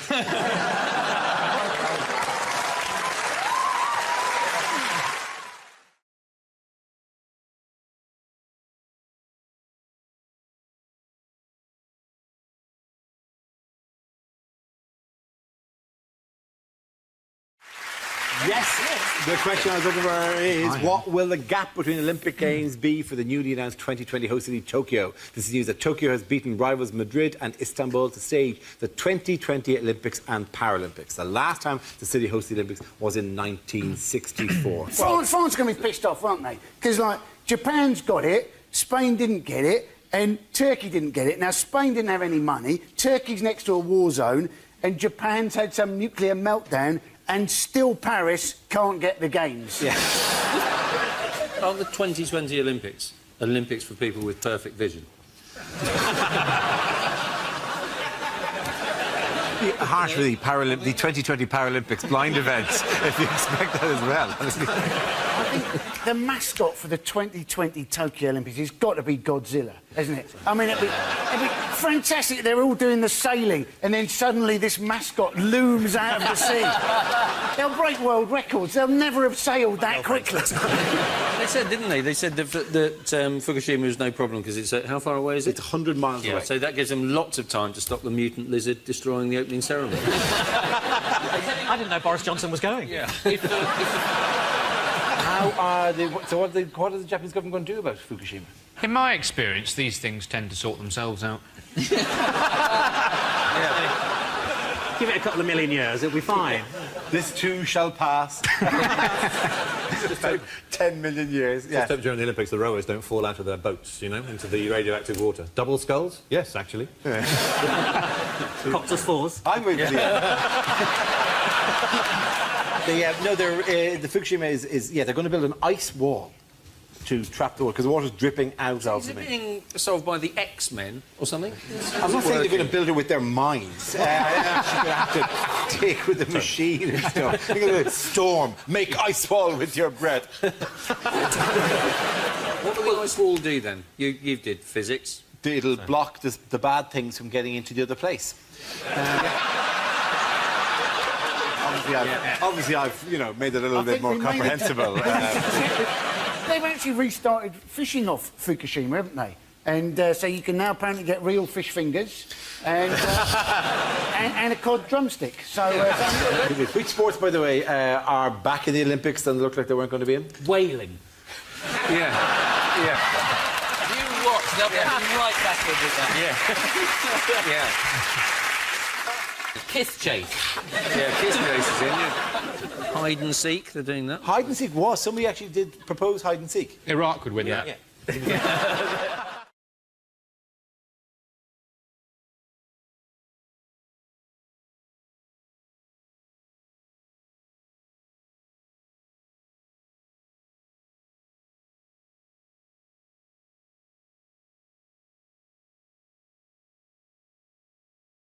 Bad things for a by-election candidate to say.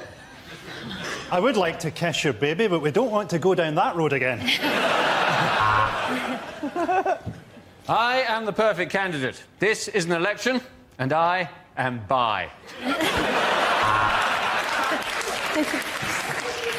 Vote for me, Doris McGarvey. I'd like to say no relation, but... I'm not going to lie to you. Power gives me wood. I've been knocking on doors in this constituency for weeks, and it's completely unconnected to the recent stranglings.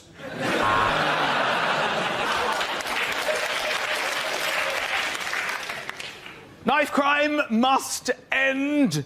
Just last week, I was given a steak knife when I clearly ordered the fish. If elected, living standards will go up. For me and my wife. I would say the fact that the Labour Party haven't put forward a candidate has not devalued this election at all. Ask my fellow opponents, Timmy Mallet, Elvis and the Honey Monster. I promise to bring crime in this constituency down by patrolling the streets at night dressed as a man leopard. I have impeccable green credentials because I've never used deodorant or had a bath.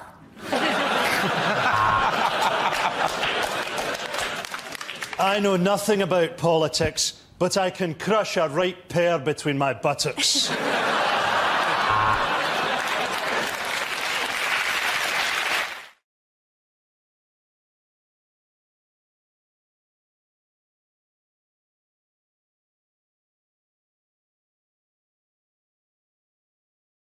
The next round is called Between the Lines. It features Hugh and Frankie. Would you make your way to the press pit?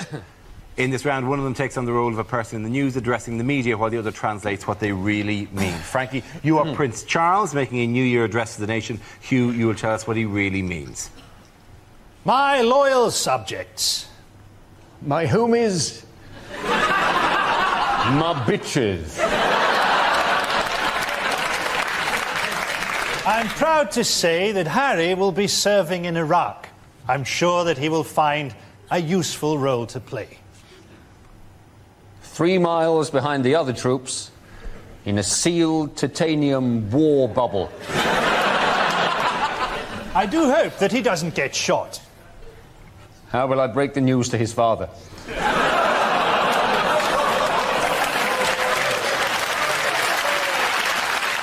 William, meanwhile, seems to have found a girl that he's in love with. So now he can marry someone else and keep her as his bit on the side. Tabloids are desperate to get hold of saucy pictures of Kate. I've got some. It was good to see Helen Mirren winning a Golden Globe. I thought she did a wonderful performance as my mother. I've been having some very confusing dreams.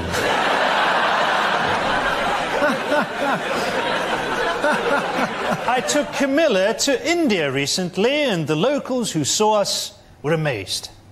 They thought, blimey, Diana's let herself go a bit. Surely it is now time that Diana was laid to rest. After all, it's nearly 10 years since we had her killed. My sons were both very upset at the time. He kept on asking why I smelt of brake fluid. Well done to Hugh and Frankie!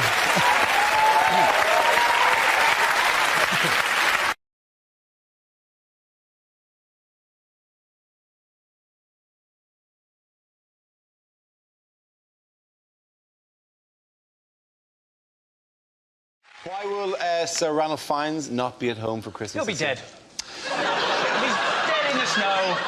Like that. That's why. Why do people... They surely freeze like that. Why is it people always freeze like that? He's walking across the South Pole for Christmas. For Christmas. I love that song. Walking across the South Pole for Christmas. Chris really is I'm gonna best lose work. my other leg. They reckon for Ranulph Fiennes. They reckon it's going to be minus 90 at some point. Minus 90. A popularity rating Nick Clegg would kill for.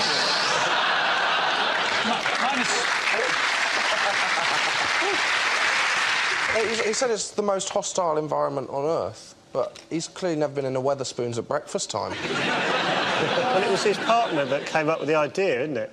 It wasn't him that came up with the idea, and his partner's not going, which I love. Yeah, we're going to go across the South Pole at winter. You come in. Nah. Now, you go. I'll watch from here. His partner said it's because he would miss out on his pension. What? That is the worst excuse I've ever heard. Hang on, who would miss out on the pension? Oh, the partner isn't going because they missed out on the pension? Yeah, he said it would affect his pension. Mainly because he'd die, I imagine. Well, he was 65, wasn't he? His pension.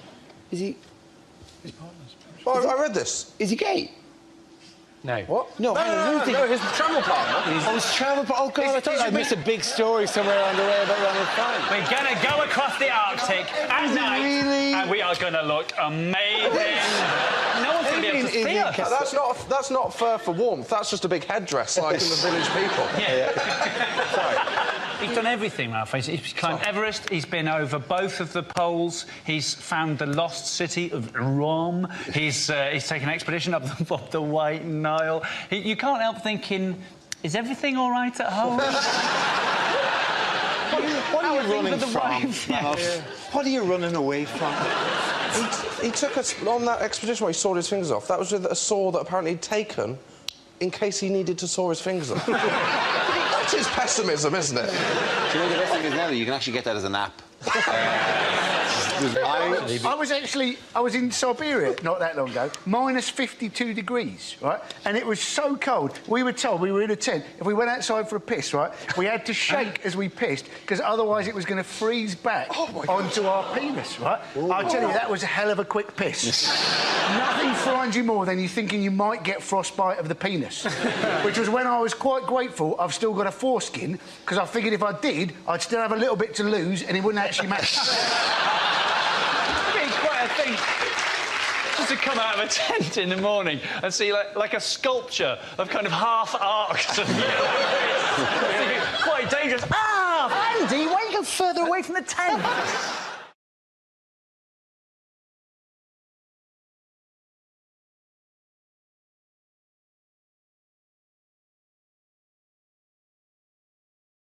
OK, here we go. The first subject is unlikely film trailers.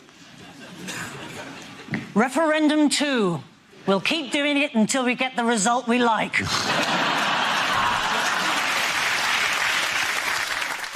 From the director of Batman vs Superman, a heartfelt letter of apology for wasting our time.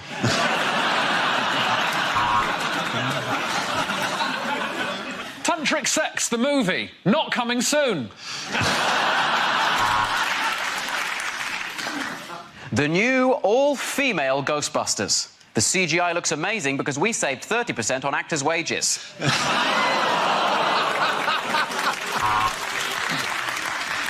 Sepp Blatter and Donald Trump star in Despicable Me Too.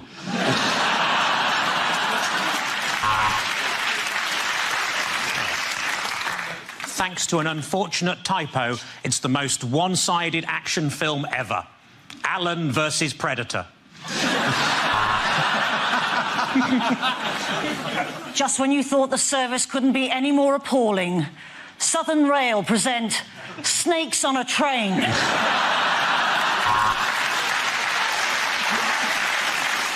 The Avengers go to prison. They should have asked the age of Ultron.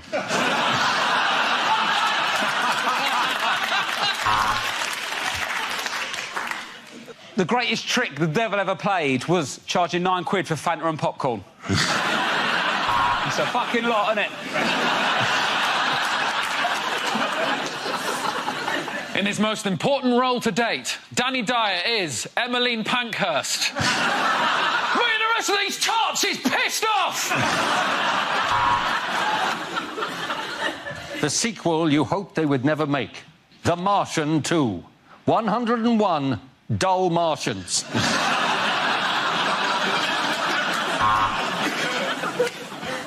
One man stands alone It's Labour, the film.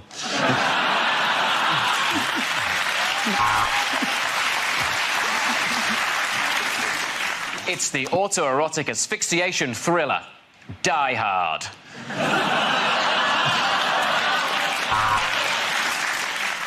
50 Shades of Grey, the heartwarming story of a vajazzler in an old folks' home. In a land where nothing costs more than a pound. It's Poundland.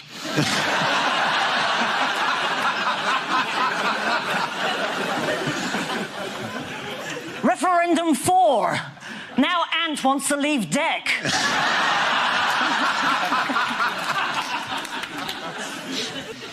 Michael Gove is David Cameron's best buddy in Quentin Tarantino's The Hateful Mate.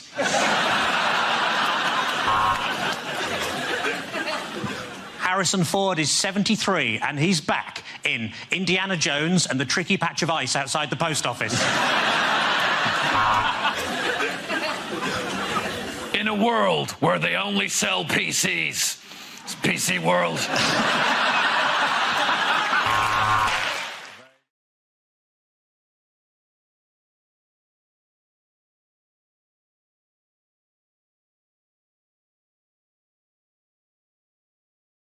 The next topic is unlikely things to hear at Christmas. I'm afraid Grandad's dead. He fell into a bowl of Christmas cake mix. Sounds unlikely, but you see under the surface, very strong currents.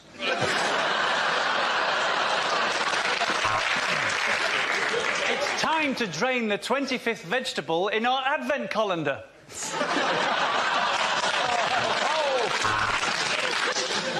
Bad news, son. Santa's just sent a text. Apparently, he won't be able to make it until after the sales have started.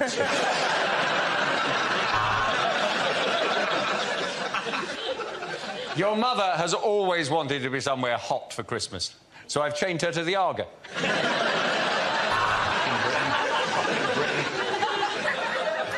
Santa's deliveries were much quicker this year because he didn't have to deliver to the naughty children of Tottenham and Croydon.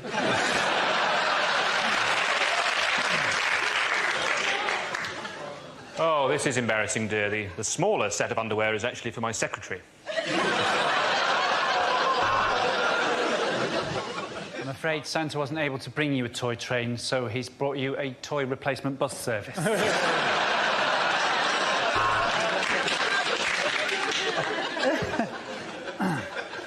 Mum, these are just flattened pieces of cardboard.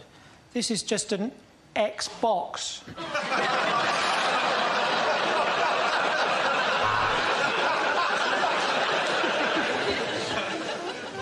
No. The Wii is yours, darling. It's not Granny's.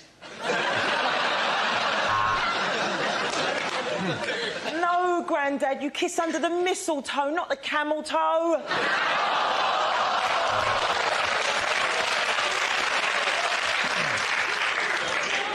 I haven't got you a present, Grandma, because Daddy promised you'd be dead.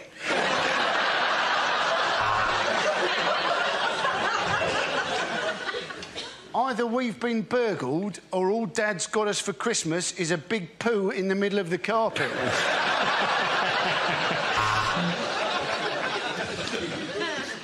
Now I got a Christmas presents early this year. I looted them in August.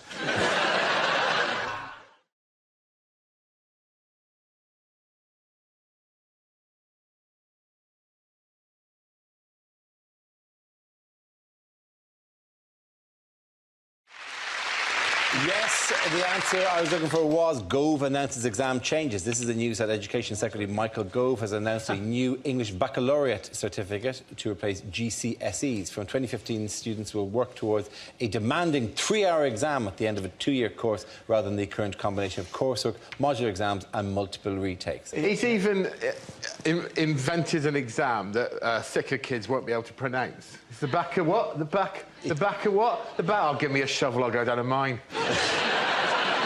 I think the idea is if you're academic, then you get a baccalaureate, and otherwise they teach you practical skills like how to back a lorry out.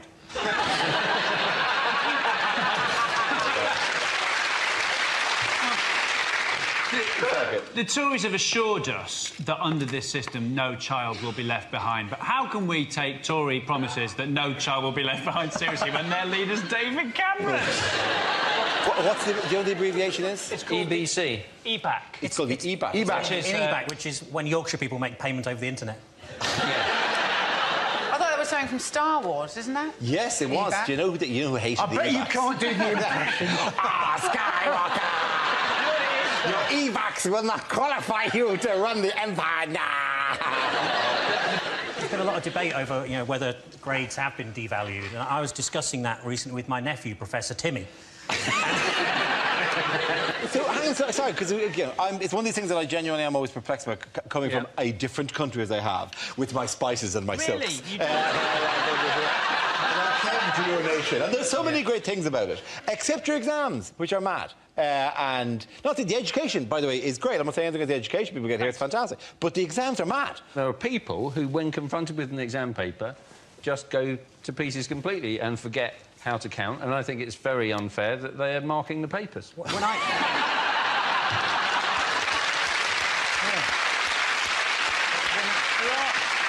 There are people who just shouldn't be taking exams. My friend Carl was at sixth form college with a girl who got her A-level results, and when she pulled out the piece of paper with the 3 letters telling her what her future would be, she went, that spells none.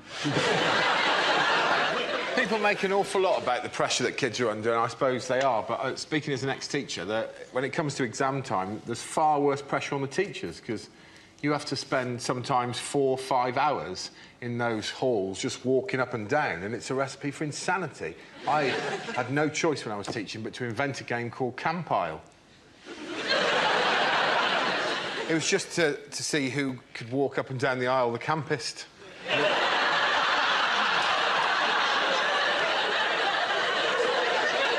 We started off just sort of slightly mincing. Honestly, by the end of it, I was walking down a full aisle of children like this.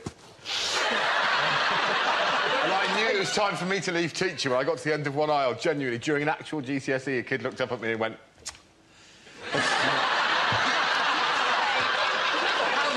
So were you essentially voguing your way... I'm not exaggerating. By the end of it, I was like... The thing is, they want to make the exams harder, don't they? But surely they're hard enough already if your teacher is walking up and down, camping it up. Oh, no, I'm still qualified, technically. We'll have to cut this bit out. Really? Is that your safety net? Yeah. Oh, that's really sweet. Do you think anybody, having seen you in In-Betweeners, anybody is ever going to employ you? Well, you've always got a trade. I did a gig at the University of Central England, which is in Birmingham. That's what they're trying to hide from you. And as an opening line, I said, UCE! So called because that's the grades it takes to get in. But I had to explain it to them. I'll tell you, I was in an exam when I was at school. My mate, at the back of the hall went... we were all waiting to leave. Someone at the back of the hall went... Meow. Mr. Mearden, the exam invigilator, went... And then someone else went... Meow. And then... Meow. From different parts of the hall, and it led to my favourite sentence I've ever heard come out of an adult's mouth, which was, all right, no one leaves until the meowing stops.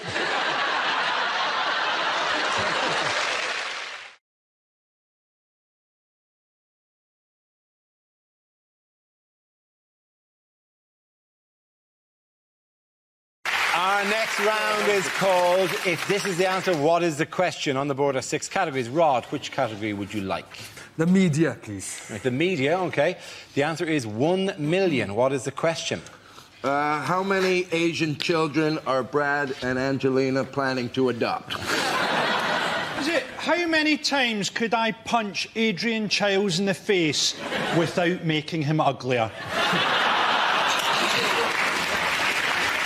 Is it in a poll of 1 million people? How many people hate Cristiano Ronaldo? Is it... Yes, clearly neither he nor his mother were in the poll then. No. Is it how many men will take their kids to watch Harry Potter this week simply to see how Hermione's getting along?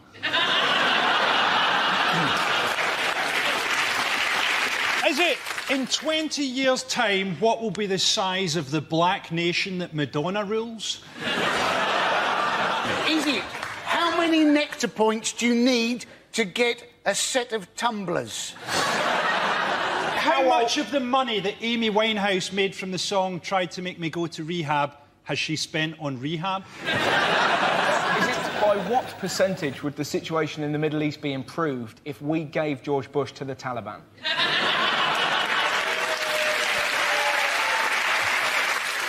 Is it what number would you get if you took everybody in Scotland who gave a shit about the Ashes and added 1 million?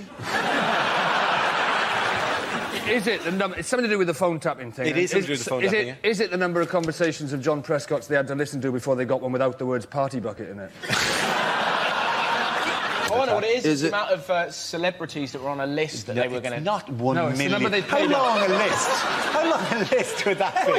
Hey, it's the amount the News of the World had to... That's paid out so far to people who have accused them of tapping their phone. Absolutely well done, Rod Gilbert. Absolutely spot on. Very good.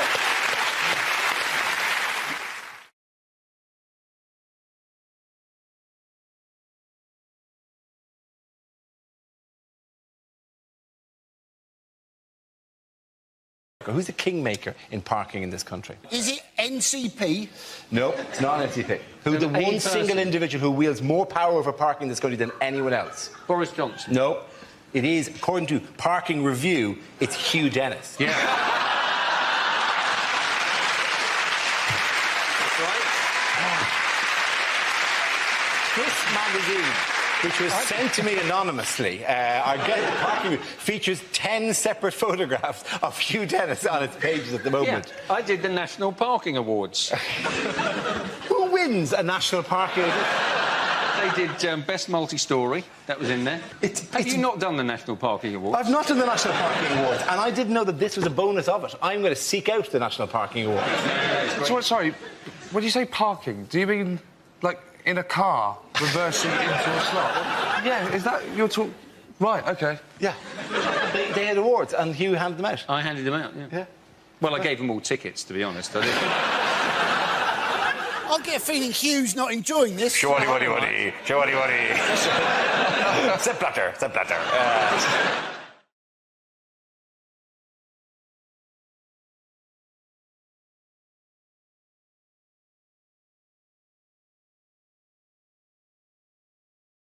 OK, here we go. Let's spin the wheel.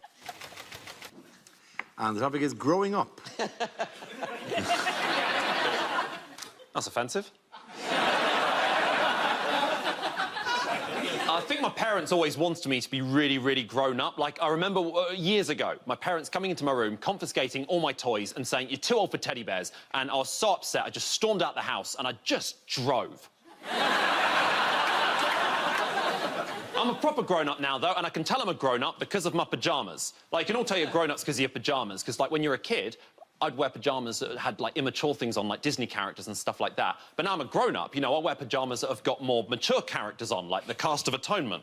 I mean, my 11-year-old cousin, we've both got Harry Styles pyjamas, but hers say One Direction and mine say Dunkirk. Obviously, slippers is the only exception to this. Slippers only ever have grown-up characters on because it's only grown-ups who wear slippers. No child in their right mind is wearing slippers, and if your child is wearing slippers, keep your creepy Jacob Rees-Mogg child away from me. When I was growing up, all I ever wanted to be was I wanted to be an astronaut. I thought I can be an astronaut. I've only got 2 weaknesses, being vague and another weakness.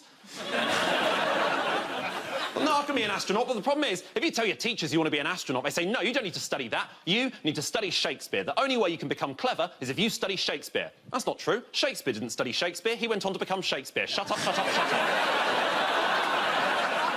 I'm just annoyed at myself because I didn't realise to be an astronaut you've got to be good at science, and I didn't listen during science, and now I don't remember any science. Like, I remember the basics. I know stuff like if you put a tooth in some milk, you will lose your job at Cravendale. But I get annoyed at what I do remember and what I don't remember, and I find it unfair. I find it unfair that for 7 years of my life I had to study physics every single week. I don't remember any physics. Yet in 2003, I saw half of Johnny English. I still remember the name Pascal Sauvage. Thank you very much, Brad.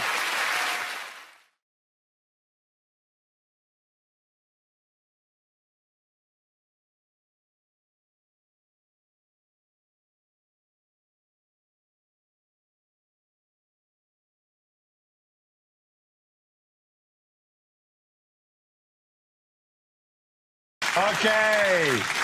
The next topic is unlikely things for a continuity announcer to say. On ITV2 next, what Katie did next. Which I'm guessing is get her tits out and marry some thick prick for publicity purposes.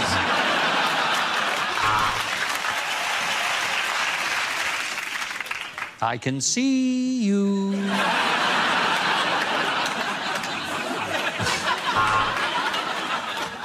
A very special episode of Songs of Praise now, coming live from Stringfellows.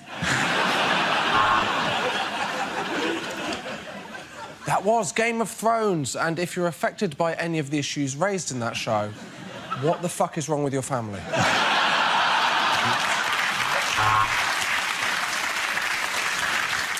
Is masturbation bad for you?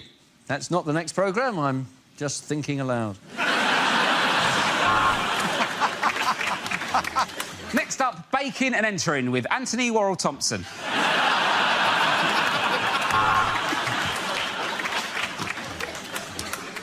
Next up, Ross Kemp meets one of America's toughest gangs. But before that, a minute's silence for Ross Kemp.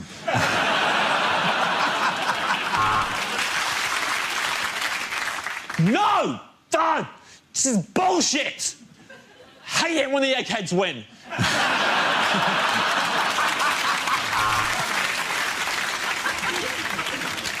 Now on Channel 4, one born every minute, including graphic scenes of childbirth that some viewers may find inspiration to get a coil. And now on Channel 4, skins. Foreskins.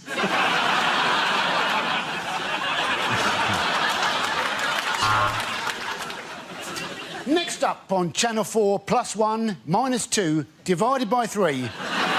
Countdown.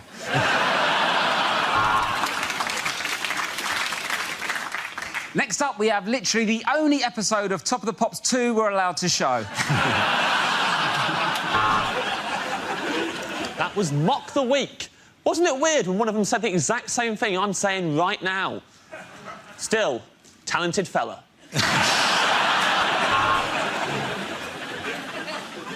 Next up on BBC... Wait a minute, are those hippos swimming in a circle? What? Why are we watching Homes Under the Hammer? Now it's one of those X Factor episodes where they sing next to a swimming pool. I presume to prepare them for a life singing on cruise ships.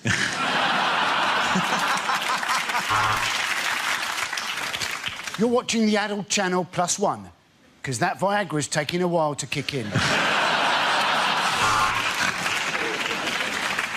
Well, next up, it's Midlands Today, so if you're watching in the Orkneys, you can fuck off. At the end of that round, the points go to James here and Rob.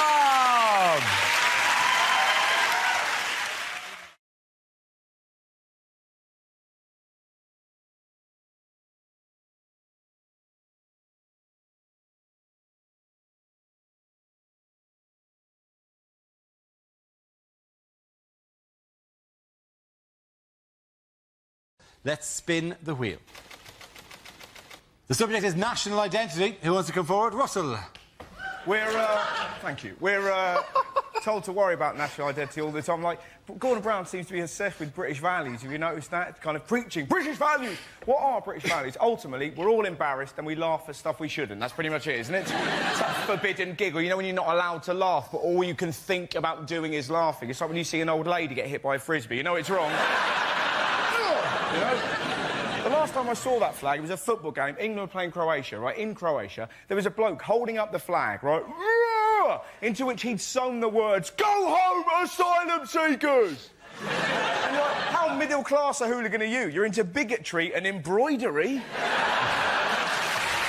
man, well done, Russell. OK, let's spin the wheel again. The subject is transport. Who wants to come in on that? Rod. May I? See, I don't know about you, the viewing public and the audience here in the studio, but I'm pretty paranoid on trains, are you? No, you're not as paranoid as I am. I just get paranoid. They make you paranoid, I think. It's all these announcements and signs. You know, if you see anything unusual, report it immediately. I was on a train last Wednesday and saw a Hare Krishna eating a bounty.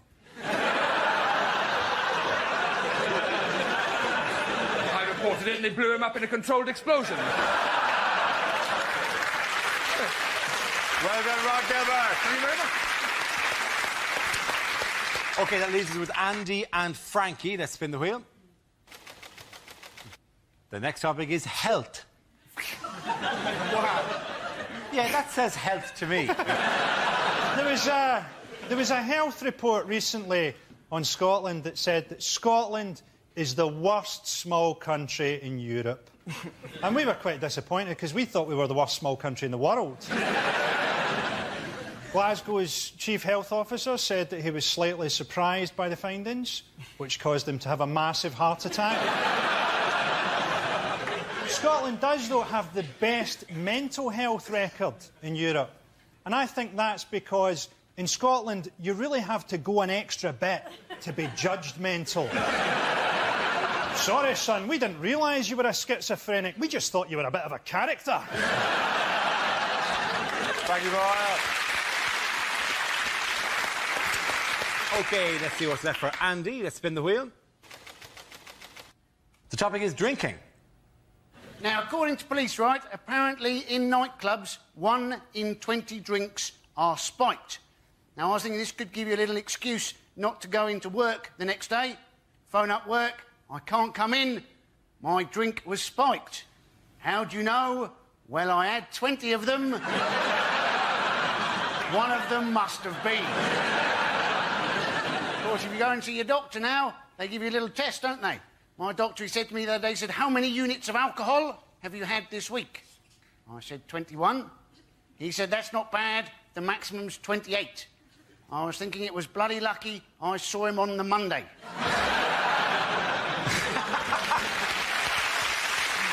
At the end of that round, I'm giving the points to Andy and Russell. Come on back.